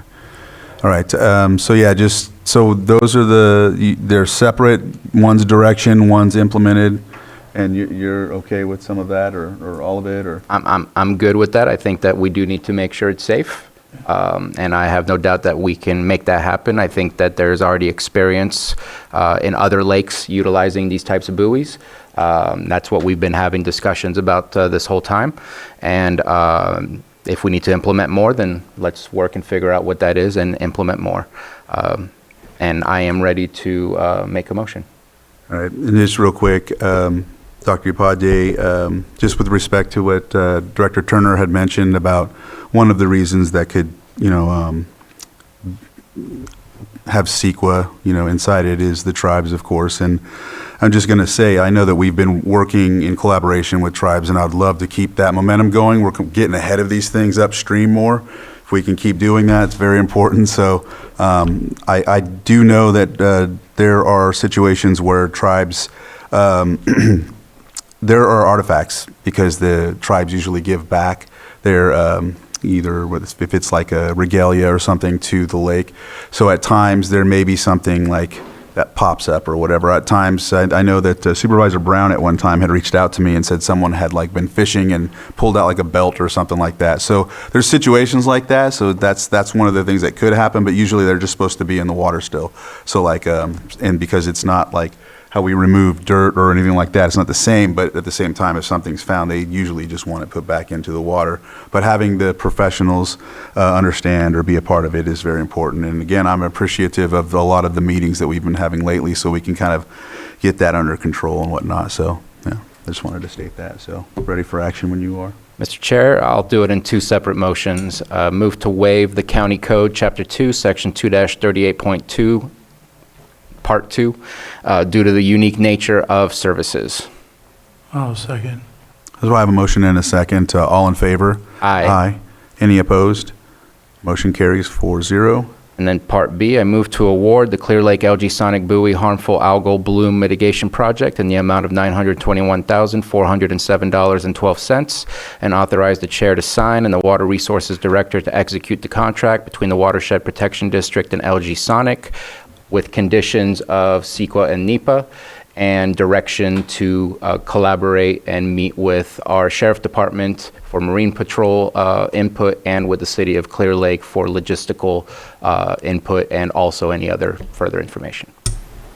Some revenue or some funding set aside? There's $60,000 set aside already from the grant we received. Okay, Lloyd? Yes, and just for purposes of the motion language, I think per the request of Director Turner, that the reference to CEQA and NEPA, just to make it more general, make the approval under this motion be contingent on obtaining any applicable environmental reviews and approvals in accordance with Exhibit A of the contract. And I believe, just for further clarification under that motion, this contract here, the authorization for signature would lie with the chair of the Board of Supervisors to sign the proposed agreement. As amended. All right, thank you. Okay, and just to be clear, I know Supervisor Sabatier also included what the consensus part of it was, so, which I believe we're we're separating that out to be consensus. Well, that can be a part of the motion It can if your be, board okay. wishes. Then I'll second with that amended motion. All right, I have a motion and a second. All in favor? Aye. Any opposed? Motion carries 4-0-0. All right, Dr. Upadhyay, thank you very much. Yep, thank you. All right. All right, so we'll move on to our 6.9. Consideration of A, update on golden mussel prevention programming. B, approval of funding request to support fiscal year 24-25 golden mussel prevention activities for Lake County in the amount of $25,000. Dr. Upadhyay and Angela De Palma Dow. Yeah. Oh. It says it's. Should I do that one? And then. La da da. Okay. Can you guys hear me and can you see the screen okay? Yes. Yes. Okay, great. Thank you for having me this afternoon, board. My name is Angela De Palma Dow. I'm from Lake County Water Resources, the Invasive Species Program Coordinator. And I wanted to provide an update to the board today on the golden mussel and provide some next steps and some additional information and provide opportunity for the board and the public to ask any questions or discussions on this update. And I'm going to start off the presentation like I do for all of my presentations, is thanking the ramp monitors. This is a great group of folks. They're out there right now. They're out there in the cold, the wind, the rain, the hot sun, the fog, and they are sometimes the first contact and the last contact that visiting boaters have with county personnel. So this program only works because they do, and they work really hard, and they are the reason why we don't have mussels and other invasives in Clear Lake. So big shout out to all of them. Brief outline for today. I'm not going to give a detailed background about golden mussels. I did that in December, and that presentation is available on our website. If you go to Water Resources on the County of Lake website, and then you go to Invasive Mussel Program, and then we have a website here, the Golden Mussel Information. And there's the link for the presentation I provided in December, and also this presentation I'm presenting today is also on our website right underneath it. So all this information is transparent and available for the public and partners. The only background I'll provide is the difference between golden mussels and quagga zebra mussels. So far in Lake County in California, we've had prevention or containment programs, containment in Southern California and prevention in Northern California, Central California for quagga zebra mussels. Those are pictured on the left of the screen. You can see why they have that name, zebra mussels. And the golden mussels are on the right. So they are named so because they have kind of an iridescent shine. They look similar in shape and size. However, their coloring is a little different. These species, or these are completely different genera. So dracinid mussels are sometimes referred to for quagga zebra mussels, and then golden mussels are in the genus Limnoperma. And the reason why this is important is because everything we know about the way that dracinid mussels act and behave is not necessarily so for Limnosperma. So there's a large learning curve here in California, United States for these species. In December, I presented to the board the current distribution of golden mussels based on monitoring from the state, both from California Department of Fish and Wildlife and also the California Department of Water Resources. And you can see here, this is what the map looked like in December. They were first discovered in October, but there had been more detections every week.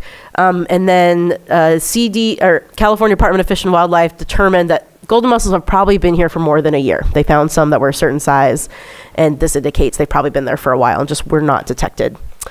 For our purposes here at Clear Lake, for our prevention program, we consider the entire delta area infested.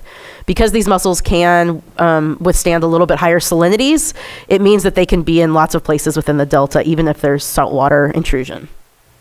And a reminder that the closest point in the delta is about 150 miles from Clear Lake, roughly, so it's close to home. This is the current distribution map that's on the Fish and Wildlife Golden Mussel webpage. So the map on the left is the map I just showed you from December. And here is the current findings actually from a couple days ago, or the current map is on the right. And you can see how there's higher collection within the Delta area, but there's also some movement detections of these mussels down through the State Water Project south of the Delta. And I think Supervisor Sabatier, you brought this up at the meeting in December. You said, what about the State Water Project? All that water flowing down south, they're probably going to go in there. And yeah, you are right, they are. Here's a closer up image of the Delta. And in yellow are some of the newer detections.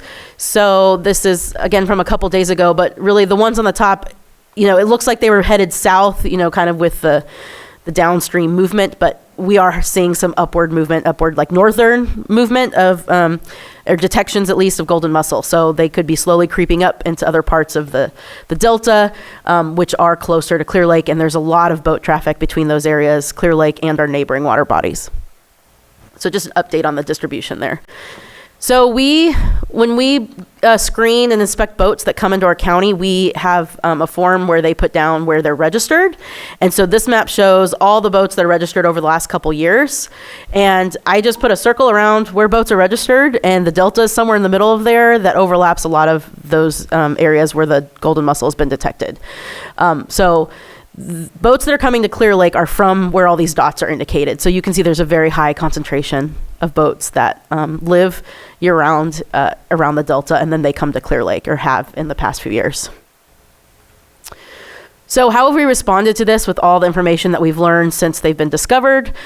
We've tried to strengthen our now known as the QZGM prevention program, so quagga mussel, zebra mussel, golden mussel prevention program. We're continuing hot water decontaminations. Golden mussels, like quagga mussels, zebra mussels, are sensitive to 140, 120 degree hot water. So all of our decons, we don't really use chemicals, we use hot water. And we have seen an increase in these decons because we get those boats visiting from the Delta. So normally in a year, we might do maybe 20 decontaminations. We've probably already surpassed that according to our ramp monitors, because we're addressing those boats that are visiting from the Delta. What this means is that we've also had to increase our ramp monitor presence on the ramps, because we need to account for those boats that are coming from the Delta, and we need that staff there on those public ramps to ask them questions, do an inspection, and maybe perhaps do decons. What this means is all our ramp monitors are part-time staff, and usually they work a season from like March to November with limited hours in the wintertime. That is no longer the case. These are full year-round staff, and they're probably going to run out of hours in May, if not earlier, because we've had to increase the amount of time they've been out on the ramps in order to account for doing inspections and screenings of these boats that come from the Delta. So these are all part-time staff that are ramp monitors. They have 900 hours a year, and we're going to run out of those times, and we're not going to have staff available. We do have mussel dogs that are out and at the ramps during popular times, mostly pre-fishing for fishing tournaments. Here's a little video of a dog doing a inspection. They can detect adult golden mussels. They are certified to the state to do that. And so far this year, we've added 12 more days in 2025 compared to previous years. So usually we start mussel dogs in the end of March, but we've already had 12 days of mussel dogs prior to this time period. And they're pretty expensive. They're like $800, $1,000 a day, because you have the canine, which is considered a worker, and you have their handler, which is also considered a worker. So you're looking at a pretty expensive, but very much needed a tool that we've been using, that we've seen an increase in this year. Canine's doing all the work. Yeah, but if someone wasn't there, the dog would just run around and play, okay? We love them. They are great to work with. They're very flexible. Their staff is knowledgeable, and they're also an outreach education tool. So you get multiple benefits with these canine mussel sniffing dog teams. We have been collaborating, communicating our needs and our concerns with the California Department of Fish and Wildlife. So they are the agency that issues fishing tournaments.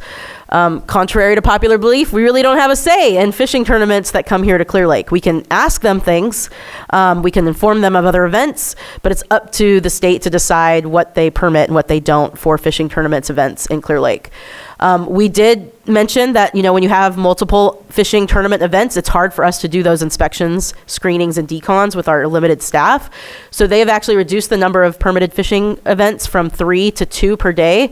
So starting in January, anybody that applied for a fishing permit, if there was already 2 events that day, they wouldn't get accepted that permit, and they'd have to choose a different day. So what this does is this eases the inspection decontamination burden on our staff. So we have enough staff to go around. What this also means is that sometimes fishing tournaments now are moved to other days. So it doesn't mean we can lessen the amount of staff that are present out there on the ramps. No, it just means they're spread out as opposed to all, on a couple days a week. We're kind of spreading them out throughout the week and the weekend. Because of this, also, there's been rescheduling and lots of tournament cancellations for different parts of the year. So, are there economic impacts to this? We have not done a study on this yet. We don't know. But, if your business is used to seeing 3 events every weekend between February and June, and now you're only seeing 2 events, if you're a local business that depends on those bait and tackle dollars and those fishing traffic dollars, you might be already seeing some impacts from golden mussel by seeing less income throughout the fishing season. But I don't know yet. That hasn't been completely looked at, but that's something that could be potentially happening. We are still doing early detection monitoring. We partner with Fish and Wildlife, the Bodega Bay Marine Laboratory. So our staff every month, multiple times, goes out and looks at substrates, whether that's exposed shoreline, buoy lines. We're going to be looking at all the buoy lines, the chains to see if anything's settled on there, and then in-lake infrastructure like docks and then shorelines. And then we also have these artificial substrates that we submerge, that we have them at points that we go out and we clean and we monitor. And this is all protocols that we have to follow by law by Fish and Wildlife since we're a public access lake. We also do toe sampling, and this is showing a picture of the zebra mussel juveniles, which are called villagers. But the Bodega Marine Laboratory has protocols where they can look for golden mussel villagers under a microscope with infrared microscope technologies, and we send samples to them. The state is really going to have us monitor probably more often going forward. And anytime you monitor, it takes a staff a day to go out there, maybe 2 if they're going out to other water bodies. So it's a time-consuming but very needed process. So with all this information, I have a couple asks today for the board and some next steps so you can be familiar with the next steps for this process for preparing and preventing golden mussels. And then this is just an image of our ramp monitors. This is like 4 a.m. in the morning, right? We have fishermen that come here. So these ramp monitors get up really early. They're out there in the dark monitoring these boats. We are asking for some program support funds. So we're requesting $25,000 in general funds for the remainder of the 2024-2025 fiscal year. The majority of this is to make sure we have enough funds to support mussel dogs and, if needed, inspection staff augmentation. So whether that's hiring more staff, having more funds available for extra help staff, or for contracting for trained staff. And I'll talk about that in a different slide. This is in addition to the $20,000 that was provided to us by District 1 discretionary funds in December. Thanks to Supervisor Simon for providing this for us. We've been using it already for some of those mussel dog teams that we needed earlier in the year, as well as some outreach needs. And these funds will also help us. We have some state funds from 2023, and we have the last little dredges of a 2021 federal grant that we're using. And so this $25,000 will help us kind of complete with those grants until we can get some other funding in place. And this will help maintain our prevention program, keep the lake safe through the rest of the year. That's the main goal of these funds. In the memo, we identified that there's also a need for funds to total up to $270,000 for general tasks under this project. For the remainder of this year, we're only, again, requesting $25,000. So this is the way that it's kind of estimated to be broken up, even though it can kind of be a little flexible, but this is kind of just our estimation based on what we have left in our current grants and what we see is needed, particularly as we're going through a busy beginning of the spring, summer. The funds that are going to be requested in the future for 2025, 2026 and beyond mostly would be used for, again, supporting staff augmentation, providing more ramp monitoring staff, more internal department staff support, more technician coordinator staff, And then also to come up with a permanent decontamination machine concept and engineering design. I've had several conversations with public services, with Lars. There's that new park, the John Claus Park, that's over there at the roundabout at Highway 20. When you first come in the county, that would be a beautiful place to have a permanent decontamination station. There's a lot of space there. Boats can come in, they can drive in, they can get their boat screened, decontaminated, and be on their way with their sticker, and they can go throughout the whole county. It's a gateway to the county, to the water resources here. It can be designed in a way that can be water efficient for conservation, and also be pretty easy to use. And so that's what those funds are there to start that planning process for that. And that item was included in our response plan. If we ever do get mussels, whether they're quagga mussels or golden mussels, we're going to have to tell the state how we're containing the mussels here in Clear Lake, and having a permanent decon station there would help us stay open and still allow people to recreate in Clear Lake, but also protect boats that are leaving the county. So it's like we can use it now, we can use it going into the future. Another reason why we're asking for these funds, both for the end of the year funds and then for funds in the future, is because the state has, at least currently with their invasive mussel program, are not going to fund golden mussels. So this is exactly a flyer that we got an email from our grant admins at the state, and it literally says, the QZ grant program cannot fund activities that discuss the golden mussel for the 2025 grant cycle. Applications with discuss the golden mussel may be disqualified during the interagency review process. So we literally can't even mention that we're protecting our lake from golden mussel to the grant to the state to protect against invasive mussels. So that means that at least we have 2 years of funding from the state that can't be used for golden mussel activities. So that's why we're asking the board to provide funds to be able to provide what we need that can't be met by the state for golden mussel prevention. There are Prop 4 funds available, so we're looking at alternatives. We're not just relying on general funds for this project. In December, I did present to the Blue Ribbon Committee in the city of Clear Lake about golden mussels. They are very concerned, and they are very committed to be able to fund golden mussel project, especially something like building and constructing a permanent decontamination station. That might be a dip tank. Like here, you have a photo where boats just back up. There's hot water, think of like a hot tub for your boat. It's either hot water or there's a chemical in there that's approved by the state where the boat can go in and turn the engine on, and all of that gets deconned really quickly. And then the boat goes on its merry way, gets its sticker. So the construction, the planning design that the board could support would be the first phase, and the second phase could be construction. And so the Blue Room Committee is open and very interested in supporting that, at least when I presented to them in December. The other thing is we could boost our mobile decon fleet. We have 2 decons already that work. We could have more of those. They're not ideal though, because they use a lot more water than a permanent decon station. And yeah, I am getting ahead of myself right now, but I want to give you guys some hope for the future. There's stuff that can be done, that's been done in other places, that would be great tools for prevention and containment, and really secure a future of Clear Lake, even as we're preventing mussels or if we do get mussels going in the future. Something else that is needed is an update to the ordinance. So chapter 1552 ordinance specifically listed out dracinid or quagga zebra mussels and excluded other freshwater invasive mussels. So I worked with county council. Thank you to Nicole and Lloyd for working with me on this. And we went through, we updated the ordinance, and it will be going on notice this Saturday. Thanks, Joanna, for helping me do that.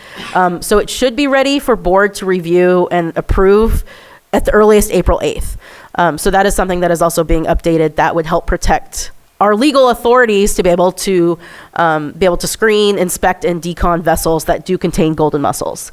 Right now, the ordinance doesn't outline that we can actually legally contain a vessel and quarantine it if it has golden mussels on it. It only lists quagga zebra mussels. The other thing that needs to be done is updating plans specific to quagga zebra mussels. So as you may know, I'm leaving in a couple days, and there's going to be a new invasive species coordinator replacing me. Updating the prevention plan is a great activity for this replacement to do when they first come in here. I did that in 2019. I got started in 2018. 2019, I updated the plan working with Fish and Wildlife and partners, and it's a great way to really get involved and familiar with the program. And so I really encourage my replacement to jump into this feet first and make an updated plan. And the state will require us to have an updated plan either this year or next year. So it's a perfect timing. We also had a preparedness and resilience, basically a containment and response plan that we developed with a federal grant. And I presented that to the board, I believe, last July. And our contractor that helped us develop that has already given us some changes needed to incorporate golden mussels into this plan, because it was written before for quagga mussels and zebra mussels. So this outlines what to do if we do find a mussel in our lake. And so this is really important to protect us, so we don't get shut down. If we do find mussels, the state doesn't shut us down. Staff augmentation. So some of what I mentioned earlier about the funds we're asking for today, the $25,000, would go to help support some staff for the rest of the year.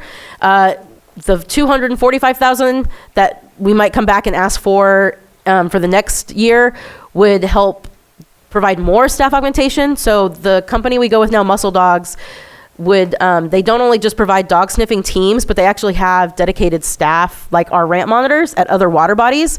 So these are staff that are trained. They use the digital inspection systems like we do. They talk to boaters. They're very similar to ramp monitors, but they could help out if we need additional staff on ramps or during busy seasons. And so currently they have staff that work at Lake Sonoma, Lake Mendocino. So if there was a need for us to have more staff available for ramp monitoring or inspections, this would be a way to do that. This company, Mussel Dogs, also does training and outreach at events too. So part of prevention is getting the word out about what people need to be aware of, and that would be included in outreach. And then they're also trained in the Western Inspection Database. So if a boat comes up to a ramp, a ramp monitor might not come up and talk to you. What they might be doing is typing in your CF number, and they know where your boat's been. And if your boat's been in Clear Lake the last 5 days, then your boat's safe to go. If the boat comes up and it was in Lake Mead, a couple weeks ago, they might walk up and start talking to you, asking about your boat. And so that's all this in this digital tracking system. And this is going to be really helpful as it's used more and more around the Delta area. So what can the public do? Get screened, sticker up, make sure you guys are keeping your eyes out on the boats. If every boat needs to have a sticker, they look like this. They're on either side of the bow. And on the trailer, make sure people are familiar with the risk of golden mussels. Some people think that the mussels are going to clear up the water and they're going to eat all the algae in the lake and it's going to be crystal clear. That's not true. They'll eat the green algae, which is the fish food, and they'll actually release the cyanobacteria. So we'll get more cyanobacteria and less fish food, and we'll see a collapse of our fishery. And we know that from other water bodies in the country. And this is the same for golden mussels. And just making sure that signs are followed. We have updated our signs around the county to these nice brand new banners and billboards, and then making sure that vessels are clean, drain, dry all the time, every time. It's something easy. We can always, if we see a boater like, oh, did you clean, drain, dry? Thanks for participating in our sticker program. We really value your support. And then, of course, if somebody thinks they see a mussel or anything really at all, call the Department of Water Resources, so 263-2344. You could also send the image over Facebook or email it to water.resources. And then if there's any questions, here is the General Water Resource contact. I didn't put my contact there because I will not be there after Friday. But we have a great website at www.nomussels.com, and we really encourage everybody to explore that. And this presentation is available on that website. And with that, I can take any questions. Addressing, this is the first item, even though I did overlap and talk about the second item today in this presentation. I don't know who was first. I think I was. Yeah, you were. You said that there's a good chance we're going to run out of hours by May with the current ramp monitors. Are we in the process of hiring more extra help staff so that we could have people that still have hours left once that happens, or? We have a couple interviews. We have a couple folks, but we don't have money. We're at the capacity. So we're, in addition to being out of hours, we're also out of money. Yeah. At that time, if that happens. Yeah.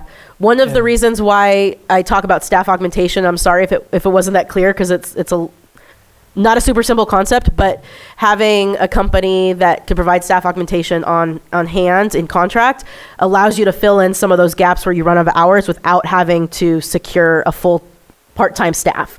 So for us to go out and hire and advertise and hire a 900-hour ramp monitor, we have to have those funds in our budget line, and we don't have those. And we're full. But if we can do a contract with a company that can provide staff augmentation come May or June, we're running out of hours, we can have some staff fill in, especially during those busy times, like Memorial Weekend. We have a lot of boat traffic, so. Well, that's good, is just making sure that we have something in place. If the funds are approved today, then yes. Yeah, okay. Wink. Thank you. Yeah, answered my question. Supervisor Pyska. Well, my question was going to be about the grants and if the golden mussels were still precluded from the grants, but you answered that question, and it sounds like we have 2 years to hang on by ourselves, right? And fund this locally until things possibly change? That is correct. And also, I'm trying to finish applying for the grant before I leave. So I'm trying to do that, so you guys aren't unstuck without having that. The state has said that they are developing a boat access grant that would allow there to be a pathway for funds for golden mussel or for general, lake activities like invasive mussel and other invasive species prevention programs. They haven't given us any indicator of when that will be, but it seemed like it's going to align with Prop 4 funds that are coming out. Okay. And I know on the timeline for Prop 4, as early as July, those funds can be allocated to departments and agencies at the state, and then they develop their guidelines. So I would suggest, going to the Blue Ribbon Committee and asking for as much as you possibly can fathom, because they're going to have a lot of money over the next year that they want to spend out, and they want to spend on this program, and this program can have both. It's implementation, it's boots on the ground, it's staff. And you can also work with CNRA to get in advance, so then we have money in our pocket, so we can tell admin, hey, look, here's some line items of funds we can have, and hire some more staff. Okay, yeah, that was my question about how to activate Blue Ribbon, so you got that? Okay. Yeah. Brad's on it. Yeah. Okay, good, but there's still this period of time that we're on our own, where we have to deal with this immediately, where we need to find some funding for these projects immediately right now. Just making sure that's really clear, because we don't have the option for the state grants for a while, and going through Blue Ribbon and Prop 4 is going to take a while. Okay.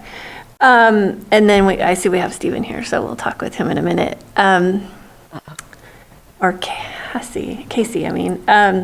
Then the other question is public outreach, and I know I've had discussions with this in my town halls, and I'm wondering if maybe the next person that fills these giant shoes of Angela's will be able to, or some staff, make the rounds to the municipal advisory councils, so that we're really educating the people that live here too, and hitting that as hard as we can, as well as providing some funds.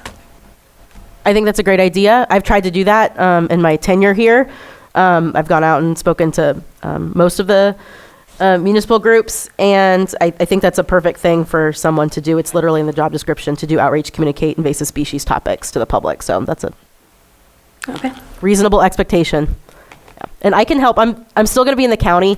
Anybody can call me. I care about the lake. I care about its protection. I'm not leaving. So if someone needs help or guidance, or they can always ask me, and any of you can too. I'm not sure if that'll stay on topic in one of my town halls.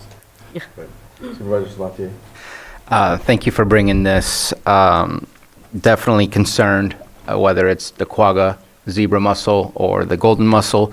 I want to talk about the ramp monitors. I think that the program itself, for what it does, has been working very, very well. But what it doesn't work with is the many leaks that we have coming into the lake outside of the public areas that we're able to control. So I think they do a great job there, because they only see what they see. But I know from talking with the anglers that come from competitions, they love renting Airbnbs right on the lake, and they deploy right there on the lake. And I would say most competitive anglers are going to do the right thing for the lakes that they go to. But we have a lot of other outside opportunities for mussels to get into the lake. And so in a way, on one end, I think our ramp monitors have been doing a fantastic job at the ramps. But on the other end, I think we've also gotten slightly lucky that we haven't gotten anything due to the other access points that exist that we cannot possibly cover. I really love the decontamination idea, and I'd love to know what the cost is for just one, because if we were able, kind of like a weight station for big rig trucks, to make sure everybody gets decontaminated on the way in, that would reduce the potential of us getting lucky.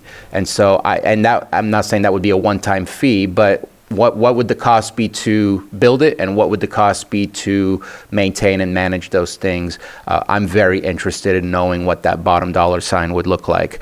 On the other side, I saw the new banners that you've put up on those trailers for the basically get your sticker. It says, or pay up to $1,000. There was a grand jury report that was done not too long ago about the sticker program. And what I did not see was a lot of fines or penalties. How do we make that more robust so when we do catch somebody who's coming in without a sticker, there's a hit, there's an impact, there's there's teeth to what we're doing. Education is key, obviously, first and foremost, but I feel that we need to find a way to be more robust in our enforcement of the law, because I did not see that in the financial report that goes along with the sticker program. Again, I think that we're doing a fantastic job with the tools that we have and what mission has been requested of the ramp monitors to do, but I think that especially in light of all this new information coming from the Delta, how do we make our program that much more robust? And I'd love to understand what would it take in order to get there. So I'm okay with the $25,000 today that's being requested. I think that we need to continue to monitor and make sure that it's safe. Before the larger number that's being requested for 25, 26, I would like to see what other options there are, because that could be a lot of money we spend with still all of these leaks of people coming to the lake and recreating in ways that we can't control. Yeah, I was just going to comment when Supervisor Pyska brought it up that, yeah, we'll definitely stay on top of with what's going on at the Blue Ribbon, because there is that 20 million that's dedicated specifically for Clear Lake. I don't know when that's going to start getting released, but hopefully pretty soon. We can probably contract as soon as July, August for some of the approved projects. And then if the request goes in soon, I don't think it can be included in that batch, but it might be included for the following year. But I'm not sure. This year's kind of weird. Yeah. But now is the time to ask for that. Yeah. Thank you. All right, so I'll open it up to the public if there's any questions on this. Stephen, I see you here, but if you don't have anything, then we're good. Sorry about that. I'll open it up to the public. All right. Anyone on Zoom? All right, I'll bring it back to the board. I know that you mentioned that you overlapped, and I want to look at Lloyd to make sure we can go on with action, even though, because I know there's A and B. She did the presentation, and she also brought up B, the funding situation, so we can move forward, right? All right, so just looking for action. Yeah, A, I don't believe A needed action, but I'll make a motion to approve a funding request to support fiscal year 24-25 golden mussel prevention activities for Lake County in the amount not to exceed $25,000. Second. So I have a motion and a second. All in favor? Aye. Any opposed? Motion carries 4-0-0. Thank you very much. Thank you, board. Thank you. And Angela, I know that you said Friday was your last day, right?